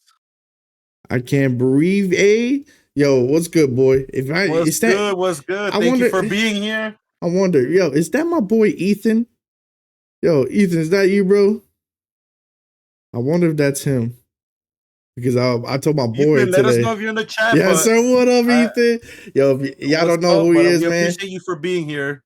So for those that know me for 2K, my RJ Money 360 channel, I had some people that used to come up in my channel back then that be like, yo, is this RJ Money from 2K11, 13, 14, 15? The guy that was top 100? I was like, yeah, that's me. And then they're like, yo, I remember you. You still nasty in 2K. And he was one of them that was with me during those time periods, and he could validate I was a top 100 player, NBA 2K and 2K13 and 14 and even 11. He was one of those dudes that was there in those time periods. By the way, if any of our mods can post one, the community channel, and two, I forget, what was the other channel that we had? Oh, the gaming channel? You talking about the Discord? Oh, yeah, community channel and the gaming channel. That's our Discord that we have, chat. You guys can join the community. Yep. You guys are more than welcome. Like I've been saying in the previous live streams, we are a public channel thanks to everybody that has been boosting the channel. You guys can just search up Cash Crew Mafia, or I believe is it Cash Crew Mafia or Cash Crew Family? We switched it from family to mafia officially. But okay, yeah. So you guys can on Discord, anywhere on Discord. That can be your tablet, your phone, your computer. You guys can search up Cash Crew Mafia, and it should be able to come up because that's where we are. And we also made a separate gaming channel just because we are growing. We have like 100-something members already. We made a separate channel for gaming. You guys can find VC chats for RPG, role plays, like whatever gaming you're into. There's gonna be a channel that you guys can join and talk amongst each other, and find people that play that games you play. You know what I'm saying? Yeah, and there's always something for you guys to play, and there's always gonna be somebody that's gonna be by themselves that you can join them at any time. Our channels are not restricted. You guys don't have to be, pay us a certain type of amount of money to join a VC chat or to join something. Our community is open. You don't, no money, no nothing, no catches, no nothing. Just have fun, enjoy. But also remember, our community, we do want you guys to not bash each other, to be respectful to one another. And that's all that we ask. Is you guys be respectful. You guys keep it PG, whatever it is. I mean, I get it. You guys are not gonna keep it PG while you playing video games. Certain words are gonna come out. Certain statements are gonna come out. And to that, I say fuck it because you're playing, game. But join the community. Make sure you guys are part of the community, and let us know that you guys come from the Big Back Twin podcast, or you guys come from our channel, RJ Money 360 or Chief Z18. Let us know where you come from once you join the mafia. So to add to that too, I want to say too. So we had just the original Cash Group Mafia Discord server. Now we had the gaming one. Shout out to DJ because of that. Also too, my homeboy Mobius, Snake, and me made the channel once upon a time, once before, but he was going through a lot of mental issues and decided he didn't want to do it no more. It was his idea to make the Cash Group Mafia. That was something I always wanted to do as a channel and a social media thing with a group. But I didn't want to make a Discord server, and because of him, we made one. So shout out to the OG Mobius Snake because of that. I end up making the Discord and running it with him, and then I had to run it by myself. And then down the line, I had my boy Danny, which I know in real life since like my military days, and he helped me brought the channel back to life because it was hard to run that channel by myself. So he helped me brought it back to life, and he was we do it by ranks when you're in the Discord server. If you become a mod in the Discord and all that stuff, you start off as a soldier, which Chief is, and Queen Lala.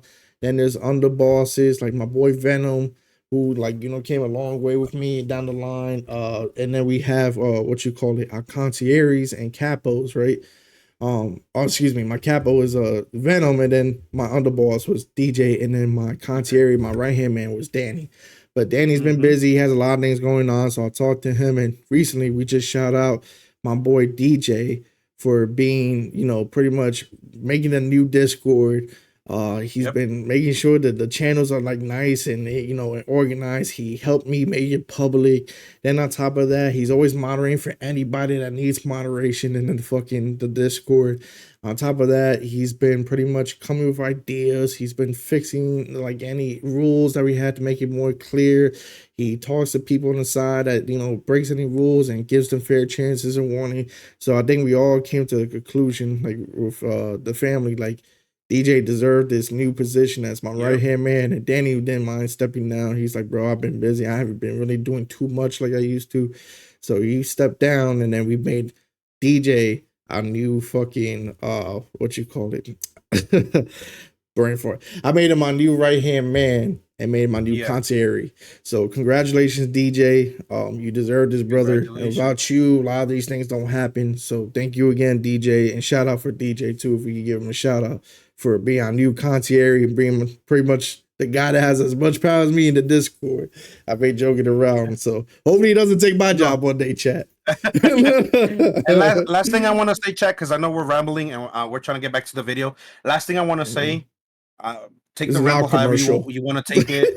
This is our little commercial. I just want to say, chat, that we do put time and effort into this. Whoever tells you that this streaming lifestyle, that this shit that you can just get a computer and start doing it and without thinking, without putting thought into it, is lying to you. Honestly, it takes a lot of time, effort, coming together, and loss coming together to make a good channel, make a great channel that has good transitions, good overlays, that make sure every camera's working for you. Every when we switch cameras, that's working for y'all. We have our moderators too that are on chat giving shout outs. We are doing a lot behind closed doors before we hit that live button to make sure everything is up and running on my end, my twins end, and just the Cash Crew Mafia ends. Everybody's playing a big role in something, and this is for y'all to enjoy. This is for y'all to really make a community out of it. And we appreciate every single one of y'all that y'all have joined the Cash Crew Mafia community. And just let's keep it growing. Let's keep it raising the bar. And like my twin said, Joe Rogan, we coming for you. And if we do get the #1 spot, we're going to keep it for a while. A long time. But last small little shout outs. I'm gonna shout out Venom for always being the guy to put the discipline in, boots and asses when needed to be, or put somebody in their place when they get out of line. Shout out to fucking Chief because he was just rambling and talking to the community, keep the chat going in the fucking Discord. And shout out to Lala because when she heard Chief was being a soldier in here, she supported him all the way, even though Lala and Chief, and y'all don't know, they've been together for 5 years and still strong. And she was fine with him helping with our community and hers at the same time. And then later on, she's decided to become part of our community. And we made her a soldier. And she said, fuck it. Why have my own Discord when I could just join in? So thank you, Lala, for making that sacrifice of bringing not just yourself into the family, but also bringing all your server members into our family too. Yep. So shout out to the team. I don't care how big I get. I never did it without a team. I never did anything by myself in my life. Everything we do in life, we always have a support system, a team, and shout out to the everybody. team, bro. Shout out to the Putting team. blood and tears into this. Putting blood and tears to this. Now let's get back to your regular scheduled big back programs. TMZ. Let's see. Why are they saying GGTMZ? Alright, I'm looking at her story now. Oh no, bro. This is the moment they find out. Yeah. During stream. Oh, their shit's blowing up. Yeah, their shit's all everywhere right now. That can't even be real. All that, bro. All that. But that can't even be real. I heard that dude's a dickhead. They're doing that left right there. We talked about last night. All that. I seen him. No, I'm saying, but I don't know. Yo, stop these fake allegations. Chad DD is not gonna come on the stream. He's just gotta go handle what he gotta handle. It's all love to my brother. We will figure something out. Child to D Green with this man. Hey. Like, bro, what? I think that was it. What the fuck? Oh, he actually responded? Wait. Oh shit. Yo, see me?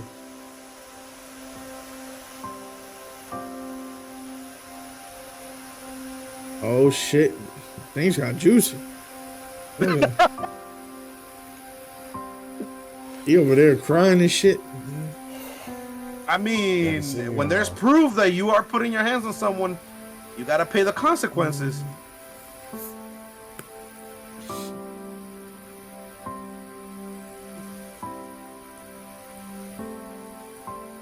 Yeah, I'm just trying to stay consistent, you know. It's okay to watch TV. I don't really have no plans or nothing. Just want to make sure I It's okay, dog. make sure I stay on my shit.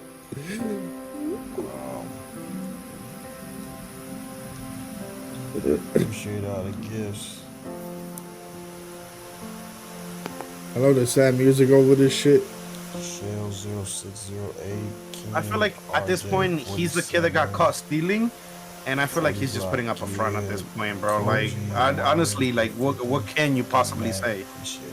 And just admit you're wrong. You're doing wrong. This is him crying the whole time. Ruthless, appreciate that.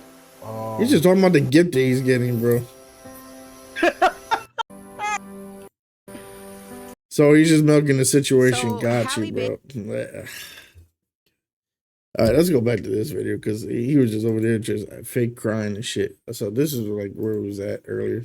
And she's mentioned that in her docs too, that she gets harassed anytime his fans get in a frenzy. I think there's up Ada ahead Ross right person. there. Yeah. It's a good Yes. human being.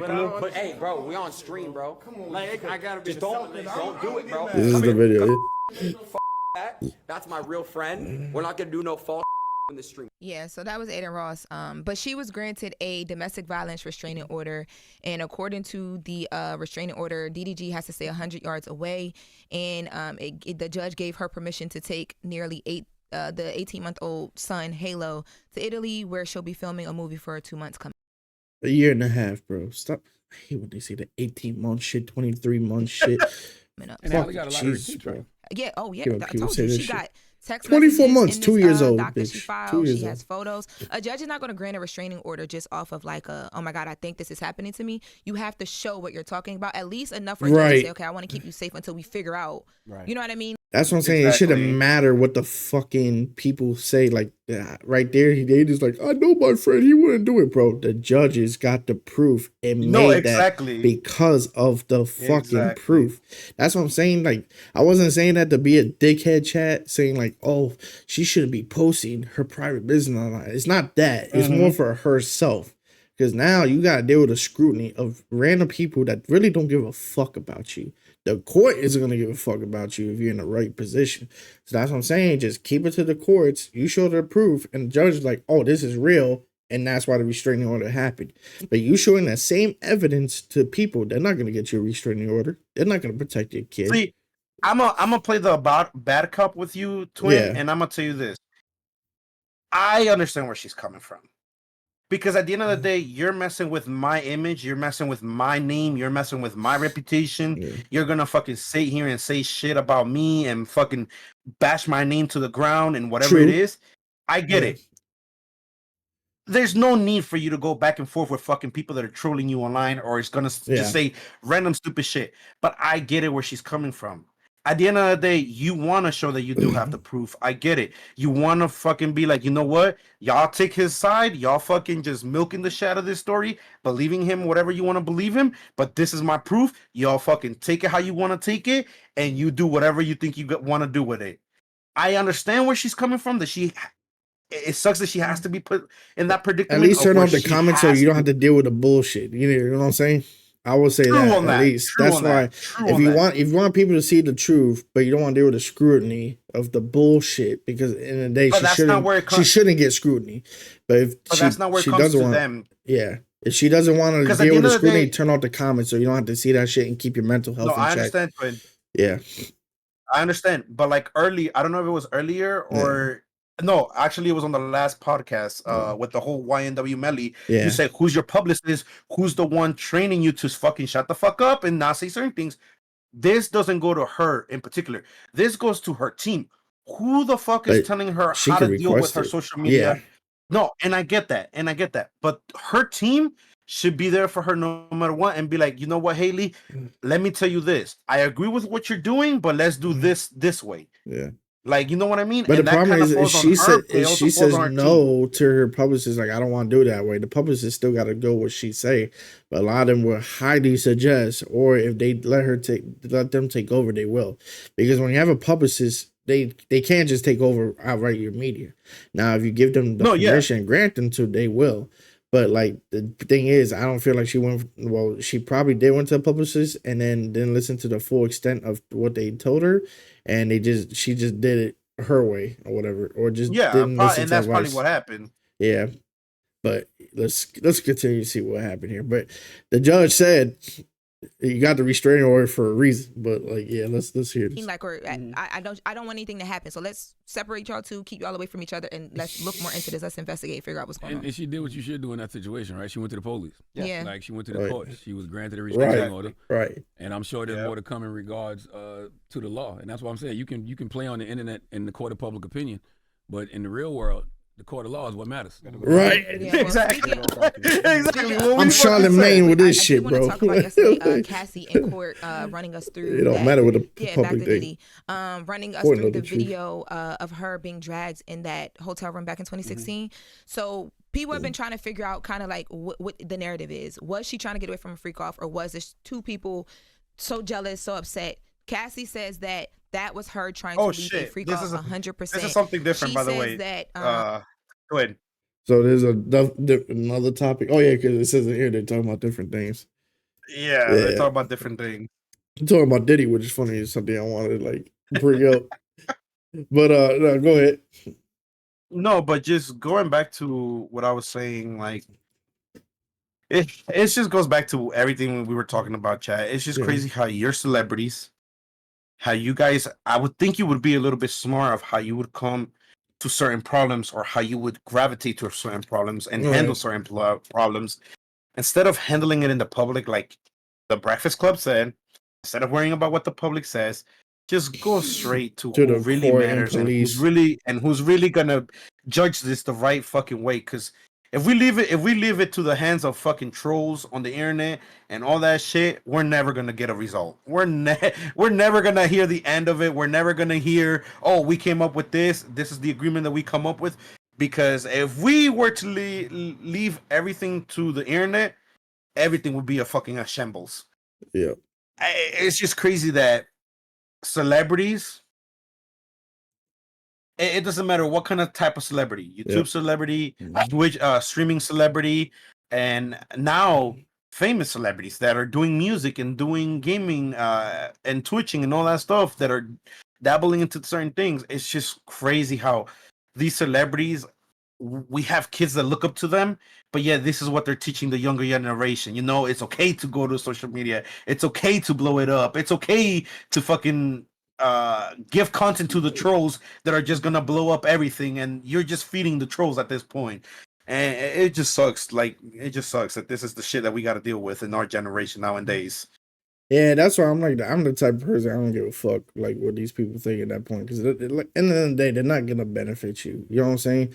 Like, we're gonna have people down the line, like if we get big enough, that's gonna troll in our chats, and I'm just gonna be like, I'll probably say for like, sure. fuck you, this one person, move on. You know what I'm saying? Like, I'm not gonna go back and for forth with a sure. dingbat. Like, that's why I love Asmon Gold. He sees people trolling chat, he points them out real quick, shows a chat log, and says, oh, so all you said is negative shit every fucking time. All right, ban. Tim Tapman, same thing, ban. Like, you know what I'm saying? And that's gonna be me, bro. I'm like, oh, okay, you just here to troll? Ban. You can troll in the shadow realm, bitch.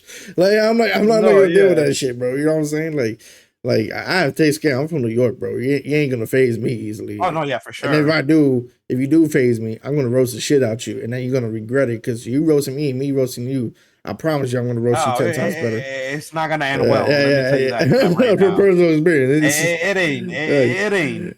Like he said, like Venom said, I know how to talk shit because of Chicago, but he knows how to talk shit because he's from New York. He's in New York, just know how to talk shit. That's from Venom. Hey, just bro. no chat. Like, Just no chat. New York is a whole different kingdom over there. Bro, like roasting each other is our second language. You know what I'm saying? Like, no disrespect to New York.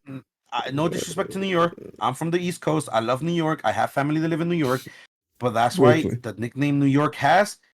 They're a fucking zoo out there. That's New the York. name. New York is a zoo out there. New York. And motherfuckers don't play out Concrete there. Let me jungle. tell you that. The trenches. Yeah, hype. But that's so far, chat. On my behalf, that's the juicy content that I have for today. I don't know if my twin has anything else or wants to chime in on other things, but on my behalf, twin, that's all I had. I mean, there's more, but we can't give everything away, you know? We got to keep certain things in the bag, certain things for next week, you know?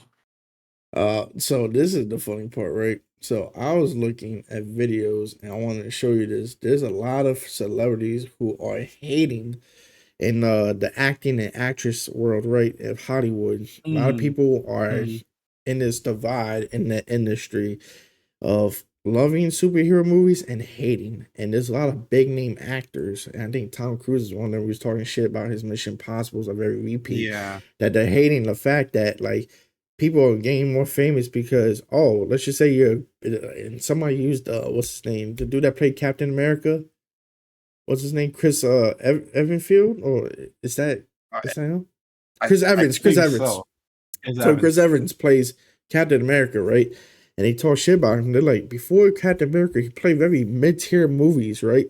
And now, since he played Captain America, he's one of the biggest celebrities in the whole fucking in Hollywood. But it's only because of the superhero part, not because of his acting skill part. It's easy to act like a superhero. The personality is given, you're not giving in the personality, and yada yada yada. There was some like big name actors shitting on that shit.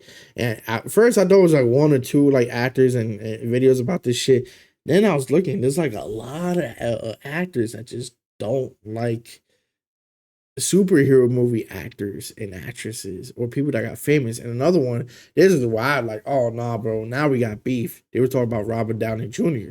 that he only got famous because of Iron Man. And I was like, that's not true. He did good movies before Iron Man and after. Yeah, he's done. But he's done pretty good movies. It revived his career because of the drug shit, but they revived him as a skilled actor because Sherlock Holmes was one of my favorite. I think he did twice, 2 Sherlock Holmes movies. Yeah, I think. Yeah, and both of them were great. And that was him. While he was still doing Iron Man 1 and 2, he did those 2 movies too, and he was great in those movies. And there was other ones I saw him in the past, not big name movies, but I blame the movies, not him and his acting skills. Now I will say it blows you up in the light.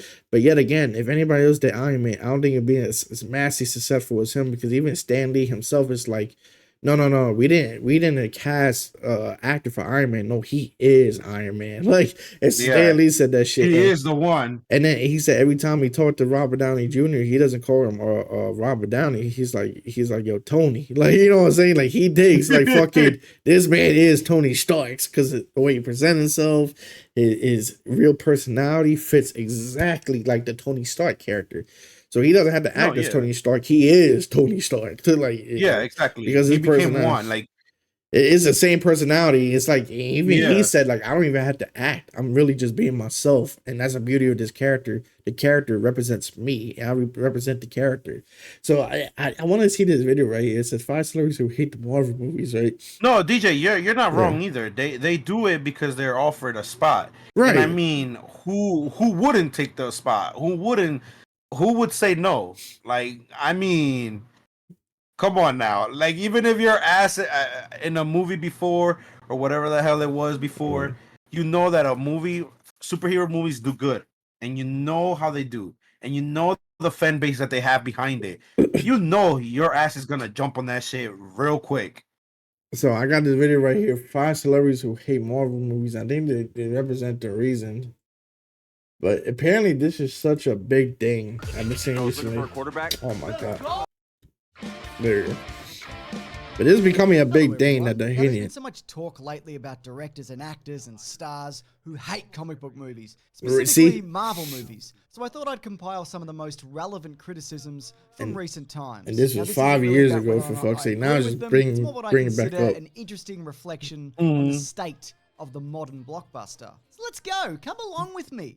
They are a bloated exercise in 2-hour trailers for another movie they are going to sell you in 2 years. There are so many characters that each character It's gets a an 2-hour arc of trailer. about Oh, 6.5 minutes at best. And James I'm not Mangold. exaggerating.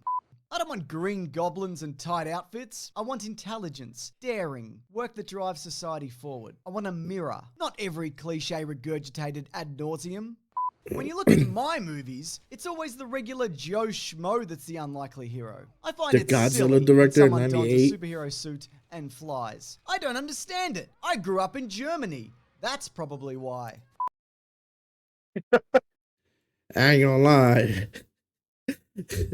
Say you grew up in Germany, you don't like it. To be fair, comic books always shit on Germany because of I'm not gonna say the word, but the occupation like that the mustache man made. It starts with N. The shit ends that with associates AI. with Germany. Yeah. So Yeah. like that's what I'm saying is because a lot of like Captain America fights the you know the Yeah, but the people okay, with but if we're the talking weird about symbol. movies, You know what I'm saying? Like that's why Germany don't like it, for example, because they always shit on Germany yeah. for its past. But you know.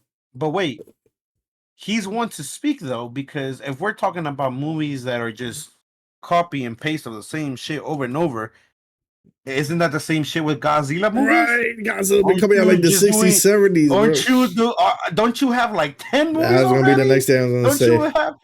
Yeah. Don't you have like fucking? So you're one to sit here and fucking either if you tweeted that, you tweeted that, or if you wrote it somewhere, you're one to write that just because I'm from Germany, I guess is that. No, motherfucker, you took a movie that probably the first few movies were fucking great, but then you was like, nah, we're gonna make one about a flying bird, another one about a fucking lizard that fucking swims in the ocean, and we're gonna make them fight each other. Like, But that's the funny part about the whole thing, right?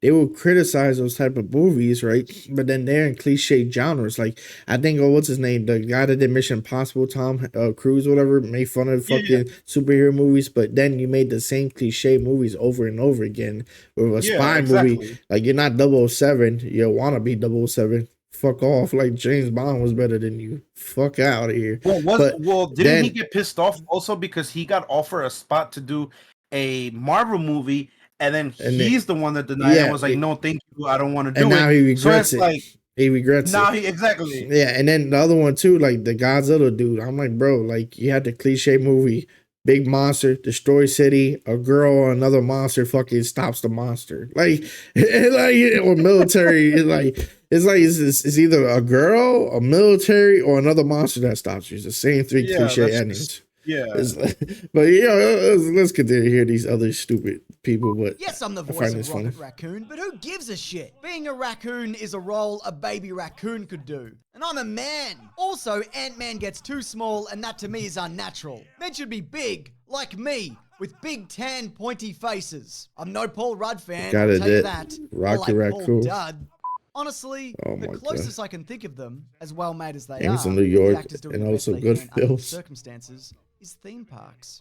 Studios making bad content in order to appeal to the masses and stakeholders is like fracking. It's Bad content. They won't have box office numbers of the bad. Listen. If it's bad content, there's no way Marvel has some of the best selling movies of all time. You know what's bad content? I'm gonna tell you right now what's bad content. DC movies back in the day, right, where they had the Batman and Robin return. I loved it as a kid for personal reasons because I grew up with that. Yeah. But you look back in the day, they were terrible movies. Ain't nobody said nothing about them being terrible, but they were legit terrible. Exactly. Everybody says the Adam West fucking Batman TV shows was like fucking legendary economy. This man fights a rubber shark in the fucking TV shows, bro. I mean, like, I'm gonna be honest, you're fighting a rubber shark and you're like, this is fucking great TV shows type shit. Then you had the old Hulk movies where you had a guy just painted green. I get it, budgets and there's no CGI, but like people loved those shits back then. But now we have a good detailed story for superheroes. It has a lot of fucking nice effects. It has a better storyline with the whole Donald staying right and the fucking Infinity Saga and all this bullshit. And you're telling me those are bad movies? Like the Dark Knight movies with Batman in the 2000s. You're fighting against fucking the guy Azrael Ghul, whatever his name is, that made you Batman. You're fighting the fucking Joker. You're fighting Bane. Those are great fucking movies. Oh, those were great fucking movies, right? Yeah. But then you look at the Batman in the 90s, you're fighting Arnold as a freaking Iceman. I love that, the 90s one. Then you're fighting like the most like fucking stupid penguin and all that shit you ever seen back then. It's like, you're really gonna say it's bad movies when back then we used to, you know, not criticize those movies? Exactly. Like I don't know, man. I highly disagree. No, yeah, these are. I'm listening to what they're saying, but I'm like, bro, the movies y'all have been in or the movies y'all have done or talked about, like, come on, there's no, like, whoever's writing your story, there's no creativity in it, Right. and your director, they're just putting the same shit, copy and paste from the previous past movie. Oh, it didn't work with these actors and it didn't work with this way, so we're gonna mold it to this actor that's more popular, that can get us more numbers, that can, you know, get us more number in the box office. And it's like, bro, y'all paying millions of dollars for what? And we love the Like, Lion King. We love the Lion King, right? But Lion King was literally just like Hamlet, right? The Romeo and Juliet story for the second movie, and it's like they're already cliche copy and paste things that already happened. And you're talking about Marvel copy and paste by just using comic, but just making a movie. There's no creativity, bro. Like every movie is pretty much not creative nowadays because almost everything's fucking done. Like if you think about it, right? An Avatar, somebody just said that it's a copy and paste of this TV show, movie back then. Everything's just damn near been a thing. And he's DJ said, don't forget Nightmare on Elm Street had like 8 movies each, one with being a crossover, bro. and 2 Let I me don't not know, get but started yeah, it's about done. horror movies, bro. Horror movies is another genre that is just like the same shit, copy and But paste. nobody says that about the horror movies. Like they would say it privately. No, everybody praises it. They would say Everybody it privately, praises but it. nobody would say that in Hollywood. But then you talking about Yeah. superhero movies? Yeah, bro, don't even get me started, bro. The horror movies. Ruining the viewing That's what I'm habits of the saying, American twin. population, Horror movies is and then another ultimately scam. Right. the rest of the world. You think I give a damn about Marvel movies or Paul Rudd? More like Paul Crud. And That's why I don't know who the hell is Charlize Theron. That's why nobody knows who she is. But also, I hope he breaks his ankle trail running and rolls into a deep ditch. Wow. And then he's found many weeks later, but he's long dead because the dehydration got him. You can live 3 weeks without food, but only 3 days without water. So it's very probable that he wouldn't survive. Did I mention that I liked Ant-Man and the Wasp? Big Pez is my jam. How? what the fuck? The fuck? Okay. I love how we had the same reaction. What the fuck did you just say? I hope the Paul Crude, and also I hope he breaks his ankle Trevor. My thing is, you know what's funny? And somebody mentioned it. Oh, I forgot the comedian, bro. The one that went to the music awards and shit. And he pretty much like he's a British comedian. He just roasts the Hollywood scene. It talks about like you're all just piece of shits that stroke each other's fucking egos and whatever. Take your damn award. Don't say you did it for the kids in the community. Just take your shit and get off the fucking stage. And he said that as a joke, and all of them are laughing. They don't realize he's making fun of them. saying that you guys ain't shit. You don't do nothing for society other than like play. You do plays, but on a fucking DVD and fucking streaming services. You're not that important. You're not like a firefighter. You're not like a fucking a doctor. You're just some person that has a personality disorder.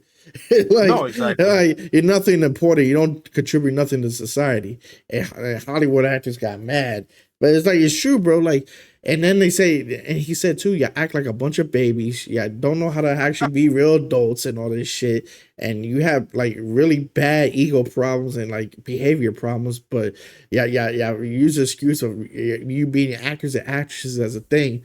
And like, look at this one for example. She said, imagine a normal person said this, more like a Paul Crude. I hope he breaks his ankle running and rolls into the deep ditch, then finds many weeks later that he's long dead and dehydration got him. Like, imagine one of us saying that shit to people. We're looked at like we're fucking crazy. But since they're like a celebrity, it's fucking completely fine. Like, they have a right to feel that type of way. And it's not like right. Yeah. But yeah, let me continue this shit. Survive. Did I mention that I liked Ant-Man and the Wasp? Big Pez is my jam. How many times can you say you're wearing a funny costume with the tights and stuff? Yes, Tim we all know Burton? superheroes are damaged individuals. Maybe we need to see a happy superhero. gotta I make better use some Tic Night Tacs just Before in case I Christmas. start kissing her. You know I'm automatically attracted to beautiful. I just start kissing them. It's like a magnet. Man. Just kiss. I don't even wait. And when you're a This star, they let you do it. You can do anything. Grab them, but oh no, sorry, this wasn't supposed to be here. Political. Keep politics out Cover of DJ's movies eyes. and YouTube. That's what I say. I'm He with doesn't wanna hear you. that. It's PC gone mad. I'm also mad at the snowflakes. It's me and you. We both think that. I don't know how you make it back after the tax man gets you, and after you give half to the exhibitors. What do they spend on Batman v I Superman? never liked Mel Meeting Gibson. Yeah, I don't think most care people less do. for him. Paul Rudd, Bro, or I like could Paul care less. Robert Rudd. Pattinson, And by that I mean reluctantly I will cut his throat Batman. He ear to didn't want to be ear, and I'll Batman. bathe in the free-flowing blood. I love how it says reluctantly Batman. Oh no. Blood like a warm red shower, as God intended. That's what I meant when I said Paul Blood just now.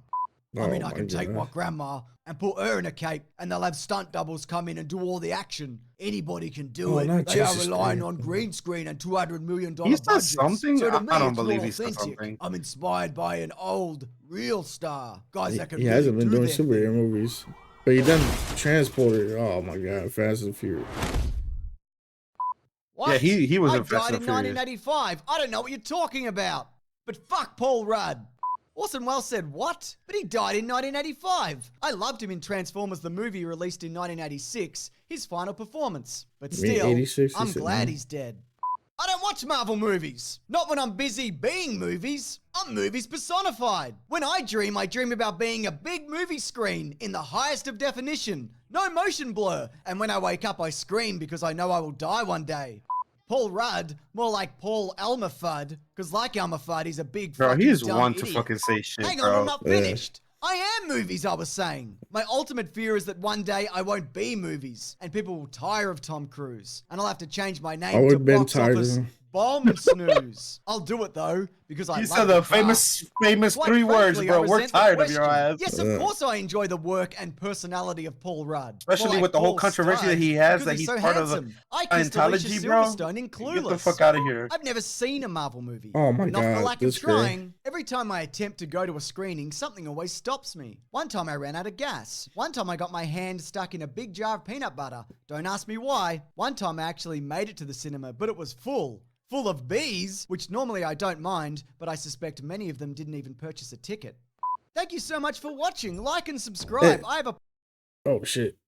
But that's what I don't like a lot of these fucking welcome back everybody to a lot of these fucking celebrities apparently had this big problem with fucking superhero movies. Meanwhile, a lot of y'all do some cliche genres all the time, like we were saying, but we don't talk shit on their genre, right? But when it's superhero movies, it's a fucking problem. And let me see if I can find the guy I was talking about. Who was the British comedian who made fun of Hollywood as the host of the Award show. Oh, it's Ricky Greaves. Oh my god. So I want to listen to this shit real quick because he did the Golden Globes like 2018 and he did like 2019 again after he got criticized for criticizing them so much. But then they brought him back for like 3 times because the fans love him, but like the people in Hollywood hated him. But all he did in the whole time was expose how all of them are piece of shits. Like Ricky Gervais, Golden Globe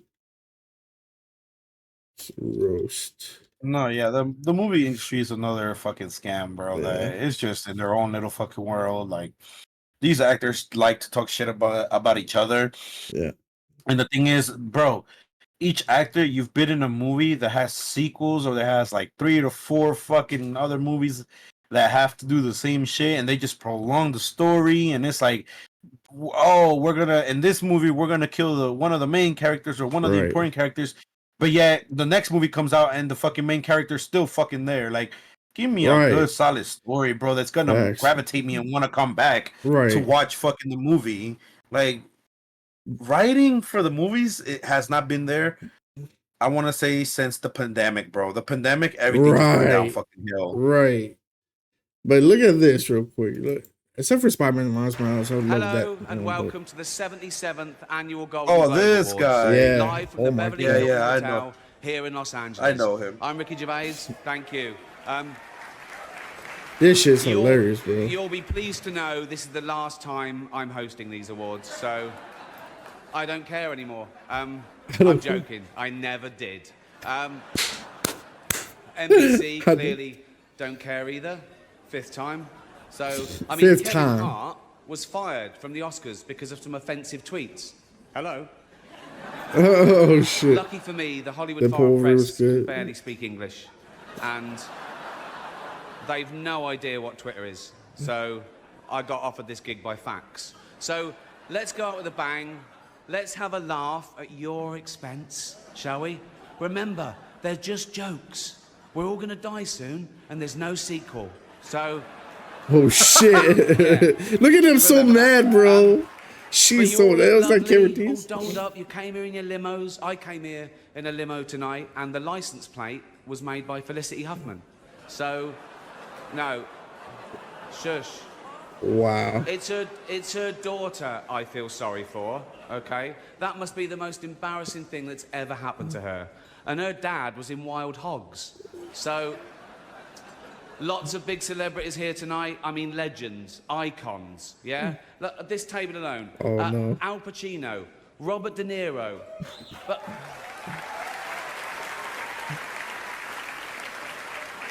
Baby Yoda. Baby Yoda. That's Joe Pesci, sorry. I love you, man. Don't have me whacked. Don't have me whacked. But tonight isn't just about the people in front of the camera.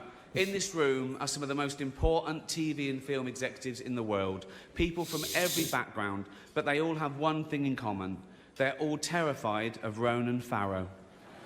Oh, shit. He's coming for you. He's coming for you. Look at you, he's so pissed. Talking of all you perverts, it was a big this year. man is talking his shit. It was a big year for paedophile movies. Surviving R. Kelly, Leaving Neverland, Two Popes. Shut up. Hey, yo. I don't care. Look at his face, bro. He's so bad. I don't care. I don't care. I don't care. He's so serious.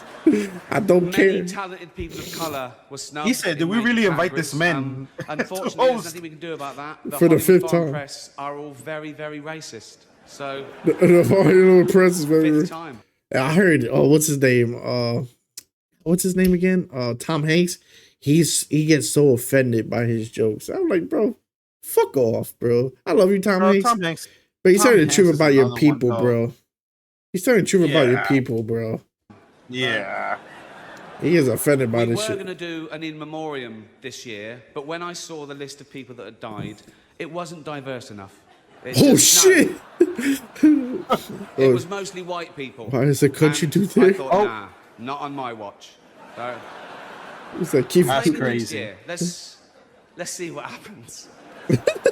No one cares about movies anymore. No one goes to the cinema. No one really watches network TV. Everyone's watching Netflix.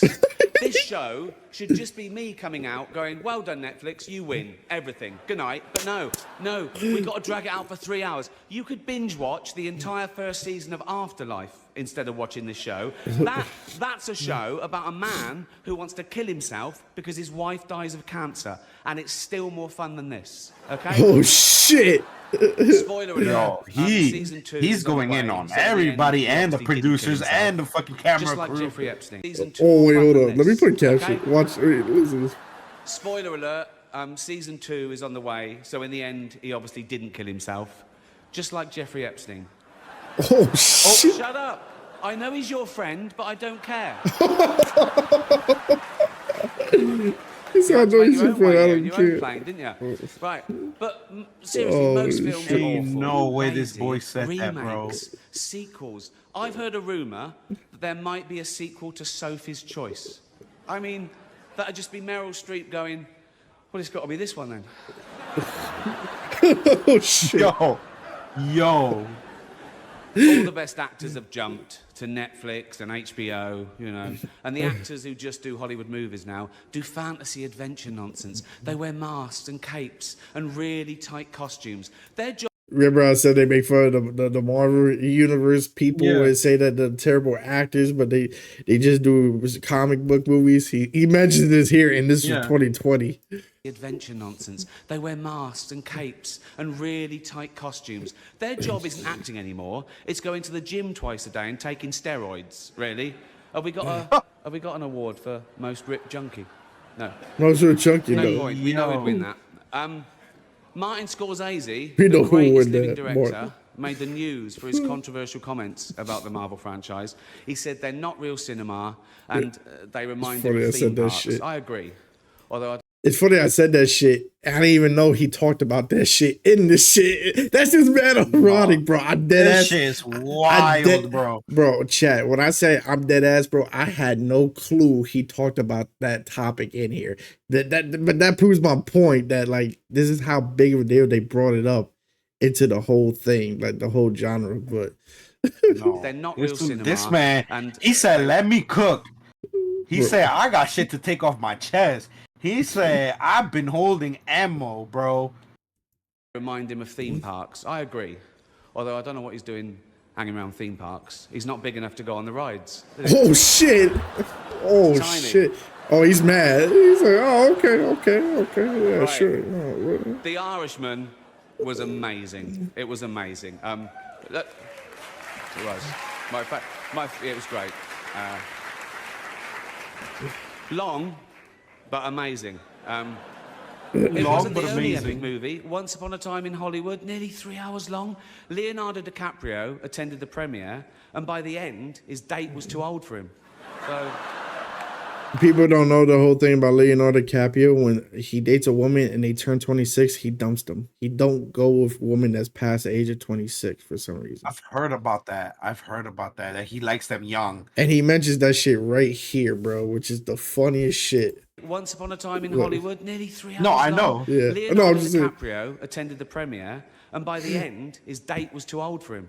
He mentions that shit here, bro. He can't even deny it with his face. Yo, He said it's true. Even Prince Andrew's like, come on, Leo, mate. You know, you're nearly 50, son. The world got to see James Corden as a fat pussy. Oh shit. Hey, yo. He was also in the movie Cats, fucking way. but no one saw that. No one saw that. And the reviews, oh, shocking. I saw one that said, this is the worst thing to happen to cats since dogs, right? Oh shit. What the But fuck? Dame Judi Dench defended the film, saying it was the role she was born to play, because she... I can't do this next joke. Because she loves nothing better than plonking herself down on the carpet, lifting her leg, and licking her own minge. Oh shit. Yo, she was offended. Yo. Chris Evans. Furball. She's old school. Yo. She's old school. It's crazy. It's the last time. Who cares? Who cares? Oh. Apple roared into the TV game with a morning show. A superb drama, yeah. A superb drama he's about afraid. the He's like, importance oh. of dignity and doing the right thing, made by a company that runs sweatshops in China. So, Oh, You shit. say you're woke, but the companies you work for, I mean, unbelievable. Apple, Amazon, Disney. If ISIS started a streaming service, you'd call your agent, wouldn't you? So, if you do win an award tonight, don't use it as a platform to make a political speech, right? You're in an award tonight. Listen, is very service, you'd careful. call your agent, wouldn't you? So, if you do win an award tonight, don't use it as a platform to make a political speech, right? You're in no position to lecture the public about anything. You know nothing about the real world. Most of you spent less time in school than Greta Thunberg. So, if you win, right, come up, accept your little award, thank your agent and your God, and fuck off, okay? That's great. He meant this shit from the bottom of his heart, and they're like laughing like it's jokes. Look at Tom Hanks' face, bro. It's already 3 hours long. Look at Tom Hanks. He's like, did he really just say that? Yes, bitch. He said that shit. Like, I want him to do it again and again and again and again. Yo, that's crazy. He said, get your little one and fuck off. Long. This man was not holding back on anything. Right. Let's do the first award. The first award. The first award is for Best Actor in a Television Series, Musical or Comedy. To present the award are a couple of actors off the telly. What can I say? Jennifer Aniston and Reese Witherspoon. Oh, shit. He just said that shit quick. Where comedians cause chaos at the shows. Oh, this one has all the shit. He did from 2009 to 2020. Oh, my God. I want to hear the other ones. But That's crazy, bro. You see what I'm talking about? Oh, this is 47. I just want the highlights, bro. They have, they ain't gonna give you the highlights. That's the highlights for you. 47-minute video. I seen one that was like 10 minutes and had all the best parts. Like, that shit is fun. He's speaking facts though. Right. He's speaking fucking literal facts. Like, y'all just gonna be sitting here and saying, oh, this, thank you to this, thank you to that. But it's like, at the end of the day, yeah, thank the fucking security guard, your other fucking agent. Like, right. There's no reason for you to feel a certain type of way. Oh, I thought he did one 2024. He said something about 2020. Oh, they want him to do it again. Oh my God. You're lying. Bro. Yeah, they wanted him in 2024, apparently, when I was looking at one of the articles. Oh, this is the monologue for 2010. Let's look at this one. Hello. 10 years before that one. 67th Annual Golden Globe Awards, live from Los Angeles. I'm Ricky Gervais. Thank you. You probably know me as the creator of The Office. No, you don't. Oh, yeah, I remember this shit. Oh, he's brilliant, isn't he, Steve Carell? And the guy at the door. He's amazing as the bumbling office manager. Where does he get his ideas from?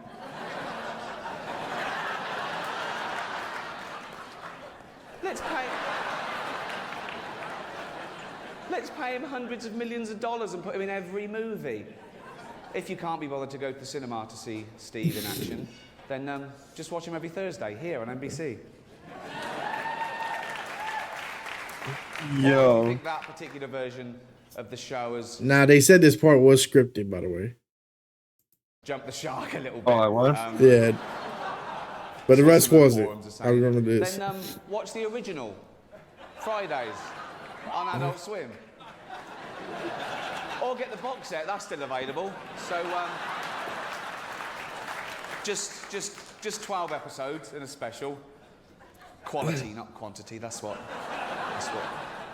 counts. So go and get that. I will be making the most of this opportunity. I'm not used to these sort of viewing figures. Let's face it, nor was NBC.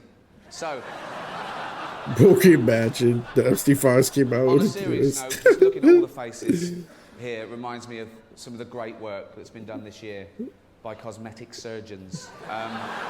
Oh shit! Oh shit! You all look great. Oh, I've had a little bit of work done. I've had cheek implants. They put them there, which is annoying. Oh shit. And I've had a penis reduction. Oh, just got the one now. That's enough. Camera and it is deal. very tiny. But so are my hands. So when I'm holding it, it looks pretty big. Wow. And let's face it, I usually am holding it. Yo, ain't no way they allow this shit. It is an honor to be here in a room full of what I consider to be the most important people on the planet. Actors. They're just better than ordinary people, aren't they? We all know that. Look at all the Marvel actors and shit. Imagine a world without actors. Oh God, it doesn't bear thinking about it. Imagine if they ever went on strike. Oh, what would we do? You couldn't replace them. You couldn't replace them with any other profession, lawyers or doctors. Can you imagine a real surgeon doing what Hugh Laurie does in-house? It would be pathetic. Oh shit. All over the place. Going, Shit. Look at how pissed he is. What's my Look He'd at be his all over the face. place. We're going, oh, where do I stand? How's my American accent? What's my lines? You know, Hugh, with the aid of coaches and stuff, can eventually learn his lines pissed. while saving lives. He's a genius. How could you replace He's Kiefer pissed. Sutherland in 24? I'd love to see How a the real fuck is he Andy still Ferris alive? agent That's trying my to biggest bomb question. in a Right. I'm big surprised one of these translation in 1 big hour. celebrities hasn't put out a hit for him. Some of those scenes, by the way, where Kiefer grabs someone and beats them to a pulp, they weren't even in the script. Oh shit. Yo, nah. Director just said, keep There's a rolling. level of you want to be disrespectful, but he's like at another level of Actors like, aren't just loved here in Hollywood. They are like loved I'm fucking you in world the over. ass type shit. Right. But actors aren't just loved here in Hollywood. They are loved the world over because they're recognizable. You can be anywhere. You could be in the third world, okay, and you get a glimpse of a Hollywood star, and it makes you feel better, okay? You could be a little child, a little Asian child with no possessions and no money. Hey, but you yo. you see a picture of Angelina Jolie, and you think, oh, Mummy. Oh shit. Hey, yo, nah, No. nah. No. Thank you. He went there. Oh no. Let's get on with it before NBC replaced me with Jay Leno. Jay Leno's.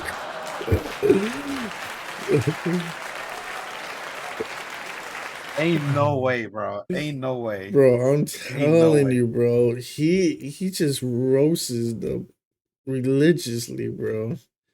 It's fucking comedians, comedy story room interviewers. Oh my god. Of course he would be in there. Oh my god, bro. Oh my god. That shit was hilarious. He I said, mean, but let's talk about everything he's saying though. To an extent, it's real. It's facts. It's stuff that the movie industry, Hollywood, they try to hide it, and it's like, bro, no, we still see the shit that certain actors are doing. We're still seeing the shitty acting that these fucking actors are getting paid millions and millions of dollars, and the fucking movies are not doing great. and they think that all that in a bag of chips, and bitch, you ain't shit. Like the guy he said for House, the guy from House is getting pissed because he's like, oh no, what happened if these actors went on strike like they said? Which is funny, they did 10 years later. It's like, it's not like we could replace the show House with real doctors and just record them actually doing what he does in the TV show. And the great part is, they're actually saving a life and not like they're acting like they're doing. I was just like, bro. No, like, I said, bro, chill. it's honestly truth. It's honestly truth. Like, you're getting paid millions of bucks and everything, and it's like we expect for the stuff that you're working on to be not A1, but to be great, for us to enjoy it, for us to be like, you know what, this fucking actor put their life, they put their fucking time and effort. It wasn't mediocre. And not only that, some of these actors, bro, they get paid to go do certain movies, and they don't get along with other actors that are in the movie. Charlie so they Sheen. fucking make it a big. So they make it Vin a fucking Diesel, big deal, The Rock, and kind of fucking ruin the movie. Yep. Well, also the girl that fucking played Amber Heard. what was it, Marvels or whatever, in that fucking shitty movie that she didn't like the actors that she Oh was yeah. fucking The with. Flash did It's the like, same thing too. The guy that did the Flash. it's like, bro, y'all putting these are movies that should be doing great, but because of who the fucking actors are, y'all just putting fucking a bad reputation on the movie. And it's like I said last time, chat, in the last episode, I believe. When you're coming to acting, come to acting. Whatever your love life is with another fucking actor, if you guys broke up, if you guys whatever fucking happened, leave that shit at the fucking car door. Leave Right. that shit in the messages. Leave that shit somewhere else. But when you're hired to fucking get on the clock and do the acting and fucking enjoy it, and you know, where the fucking director doesn't have to fucking constantly say cut, redo again, because you're fucking feeling a certain type of way of who your partner is in the fucking acting movie. Like, no, don't fucking be a dickhead. Make sure you fucking do your job, and let's do it for the audience, because of us, you wouldn't be where you are. We're paying for you to act. We're paying for you to be someone in this fucking world. Just like how we pay entertainers to be entertainers. Like, at the end of the day, if it wasn't for the fucking customer, us, or whatever you want to fucking call us, the fan base, you wouldn't be at where you're at with your fucking acting skill, because your acting skill can only take you so far. Now, my question to you, right, is like, for example, I think like YouTube and social media creators, right, appreciate and really feel a connection with the fans and understand a dang shit without these viewers and fans, right? Do you think Hollywood actors and actresses feel the same way, or do they not realize, like, they really don't realize they're not shit without us? What do you think? I feel like they realize that they're not shit without us. You think you honestly think they actually think that? Well, not, I'm not saying all of them, but you think a good majority realize You said that shit? in the movie industry? Yes, movie industry. Okay, let me rephrase that. I believe some people understand that, and some people see that they wouldn't be shit, that they wouldn't be nothing without us. And I believe that others, they are at the celebrity status that they're like, no. I'm a celebrity. Worship me. Yeah. It's all about me. And it's like, no, it's not about you. I hate to break it. It's not. I like what DJ said. Keanu Reeves is pretty humble, but I'm just like, we glorify him because of that, which I think for good reason.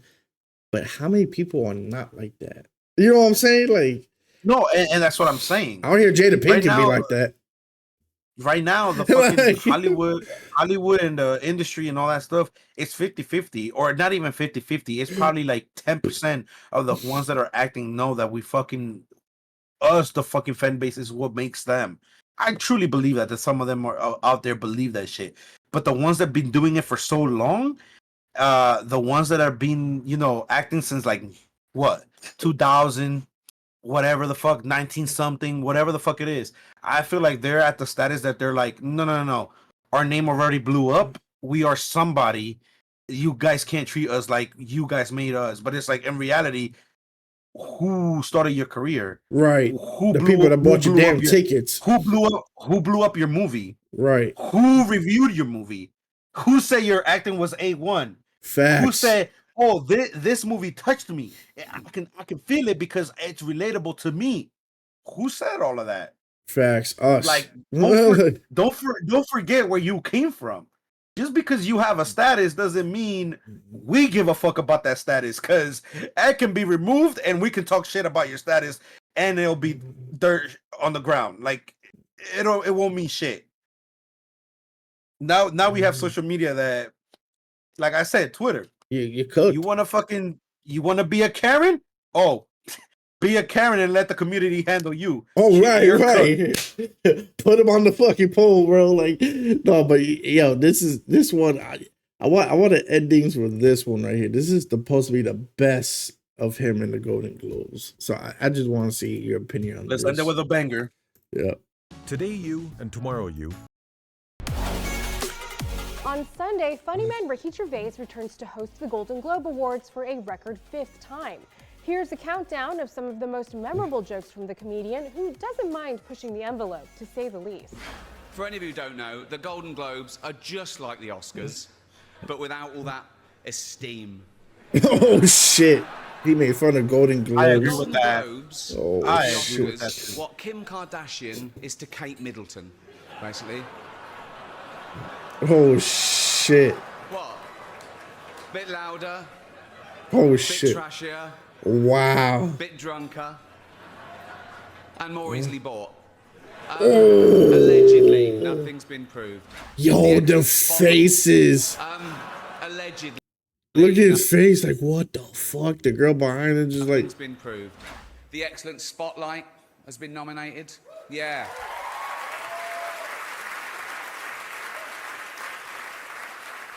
The Catholic Church are furious about the film as it exposes the fact that 5% of all their priests have repeatedly molested children and been allowed to continue to work without punishment. Roman Polanski called it the best date movie ever. Oh shit. Jennifer That's Lawrence made the crazy. news when she demanded equal pay for women in Hollywood, and she received, overwhelming support from people everywhere. There were marches on the street with nurses and factory workers saying, how the hell can a 25-year-old live on 52 million? This is... Oh shit. Plumbers around... You know what's funny? He knew they were gonna fucking laugh and clap because he said, "Oh yeah, these female actors asked for equal pay," and they all clap. Yeah, that's exactly how they reacted. How dare they not live with $52 million? He puts us on blast right there. Like just listen to that. Like, listen to that shit. Lawrence made the news when she demanded equal pay for women in Hollywood, and she received, overwhelming support. In Hollywood. People everywhere. There were marches on the street with nurses and factory workers saying, how the hell can a 25-year-old live on 52 million? This is... There were plumbers around the world going, that same bitch was clapping. Yeah, we need equal pay, and then he made fun of them saying like, "Oh yeah, boo hoo, $52 billion," and now she looks stupid. She's embarrassed. There were plumbers I should feel around the world stupid. going, poor girl in town, what's lucky now? So, but joking aside, of course women should be paid the same as men for doing the same job. And I'd like to say now that I'm getting paid exactly the same as Tina and Amy did last year for hosting it. No, I know there was 2 of them, but it's not my fault if they want to share the money, is it? Oh shit. There's been some great new TV drama this year, like Boardwalk Empire and The Walking Dead. So, Oh no. Look at his face. Talking, You see that? He's like, oh shit, I'm about to get roasted. I know. He was like, what the fuck did I do? Right. Look at that. Oh no. Talking of The Walking Dead, congratulations to Hugh Hefner, who's getting married at the age of 84 to 24-year-old beauty Crystal Harris. Yo. When she was asked why she was marrying him, she said because he lied about his age. He told me he was 94. Oh, nah, bro. He was what? Nah, bro. When she was asked why she was marrying him, she said because he lied about his age. He told me he was 94. Oh, come on. Don't worry. Hold out and just don't look at it when you touch it. That's 84 or 24. It's insane work. 60-year age gap. He was a grandfather by the time she was born. He's gagging, bro. He's gagging. That's crazy. Oh my god. Oh, I say skip. Oh my god, bro. That's. Oh my god. Who's getting married at the age of 84 to 24-year-old beauty Crystal Harris. Bro. Lansky called it the best date movie ever. Oh my god, bro. Oh, my Talking bad. of The Walking Dead, married at the age of 84 to 24-year-old beauty Crystal Harris. 60 when she years. was asked why she was marrying him, she said because he lied about his age. He told me he was 94. Oh, come on. That's insane. Don't worry. Yo, look at this dude Hold on, laughing. and just don't look at it Yo. when you touch it. No, this dude, bro, he is something Robert De else. Niro, I'm surprised they were trying to invite him for 2024, bro. That's crazy. No, the fans wanted him, not the. Position of having to introduce him again. Listen, I'm sure it's embarrassing for both of us, okay? And I blame NBC for this terrible situation. Mal blames, we know who Mal blames. Oh shit.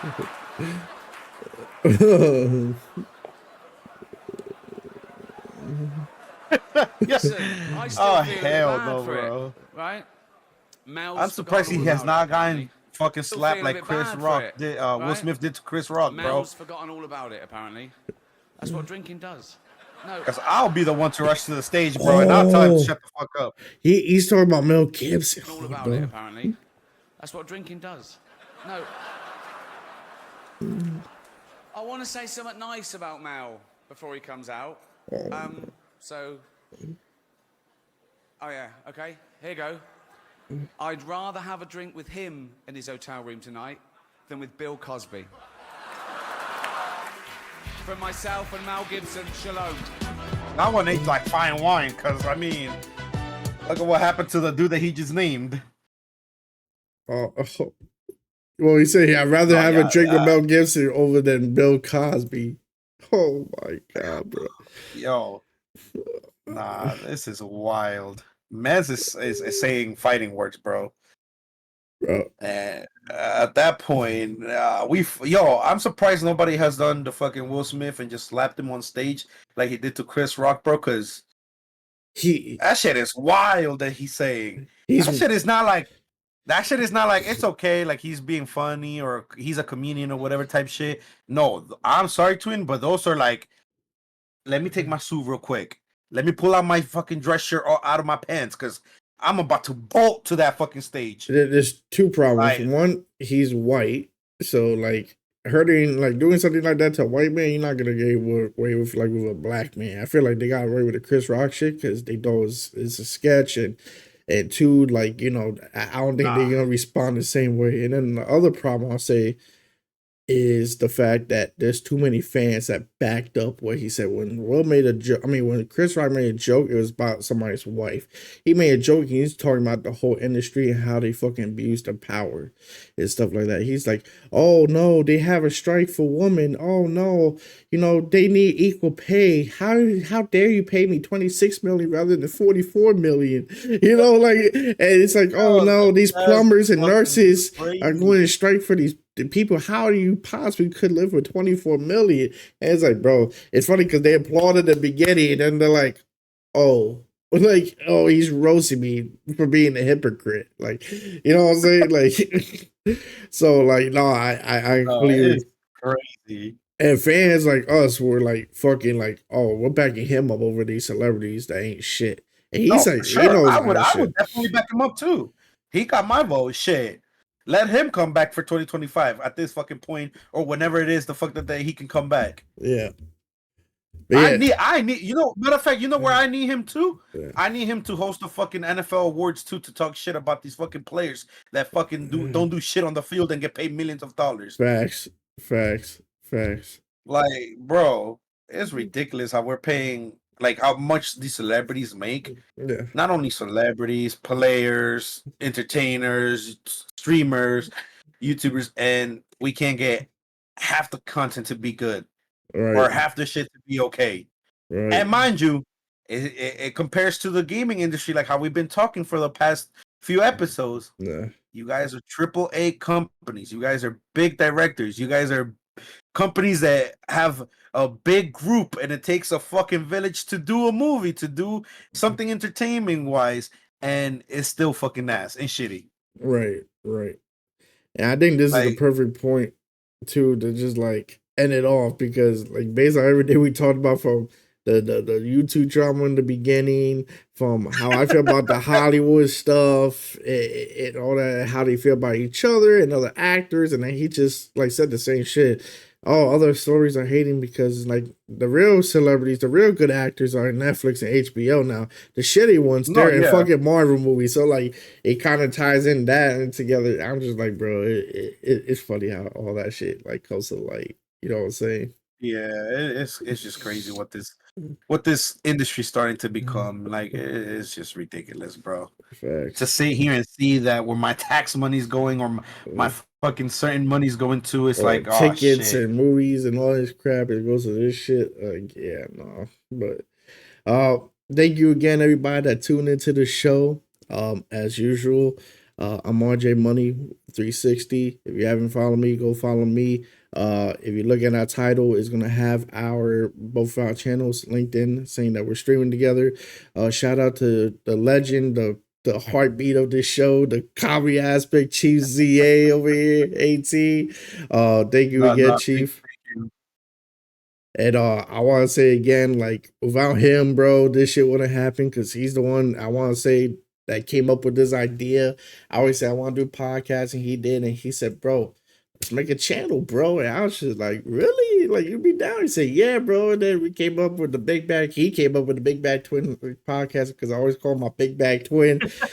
And then here we are. So shout out to Chief again, bro. I want to thank you again for being a legend. Everybody that is in the chat modding for us. Shout out to the new followers. I know that we don't say names, but those that have followed, thank you. We appreciate it. You guys know who you are. And those that do join the CCM Mafia, thank you for the love. Thank you for the support. Thank you for just stopping by and checking it out. Just honestly, from the bottom of our hearts, we appreciate everything you guys do. And we just want to, just make a group out of this and have fun with it and just be somewhere, with this whole content creation stuff. And you know what's the funny part, bro? I gave him his flowers and all that stuff for like coming up with the channel and everything, chat, right? And the first thing he does is like, he's so humble, bro, that he talks about everybody else that helped with this and not himself, bro. So if that doesn't show the type of person that Chief is, bro, like, this is why I love doing this shit, because I have someone like him as a partner. So I just want to make that very clear. Like, Chief is like the amazing person he is, and makes this channel so much fucking fun to do. So thank you again, bro. Like, for the bottom of my heart, dog. So anytime, we're not going nowhere. Just know that, chat. So we not stopping with this. I think Chief ended it last time, so I'm gonna end it last time. Thank you again. Make sure you follow, make sure you subscribe in our YouTube channels. We have our link tree now, also in our our Twitch channel, our Discords have it as well. Fucking our YouTube, TikTok, Instagram. Just go any of those things. Yep. Like, if you find one of them, you should be able to find all of them. So make sure you give us a follow, subscribe in all those channels. Make sure you check out our individual channels as well. Check out this sexy beast right here with that nice button-up shirt with the nice hair. And thank you again. Until next time. Peace. We'll catch you. Peace. Big back, big back, big back, big back. Yeah, my back is loaded up with snacks and different foods. Squeeze into this tiny shirt, my big back has no room. Big back, big back, big back, big back, big back, big back, big back, big back, big back, big back, big back, big back. Might just eat a Big Mac, might just order DoorDash. Big back, big back, big back, big back, big back, big back. Yeah. Like, can we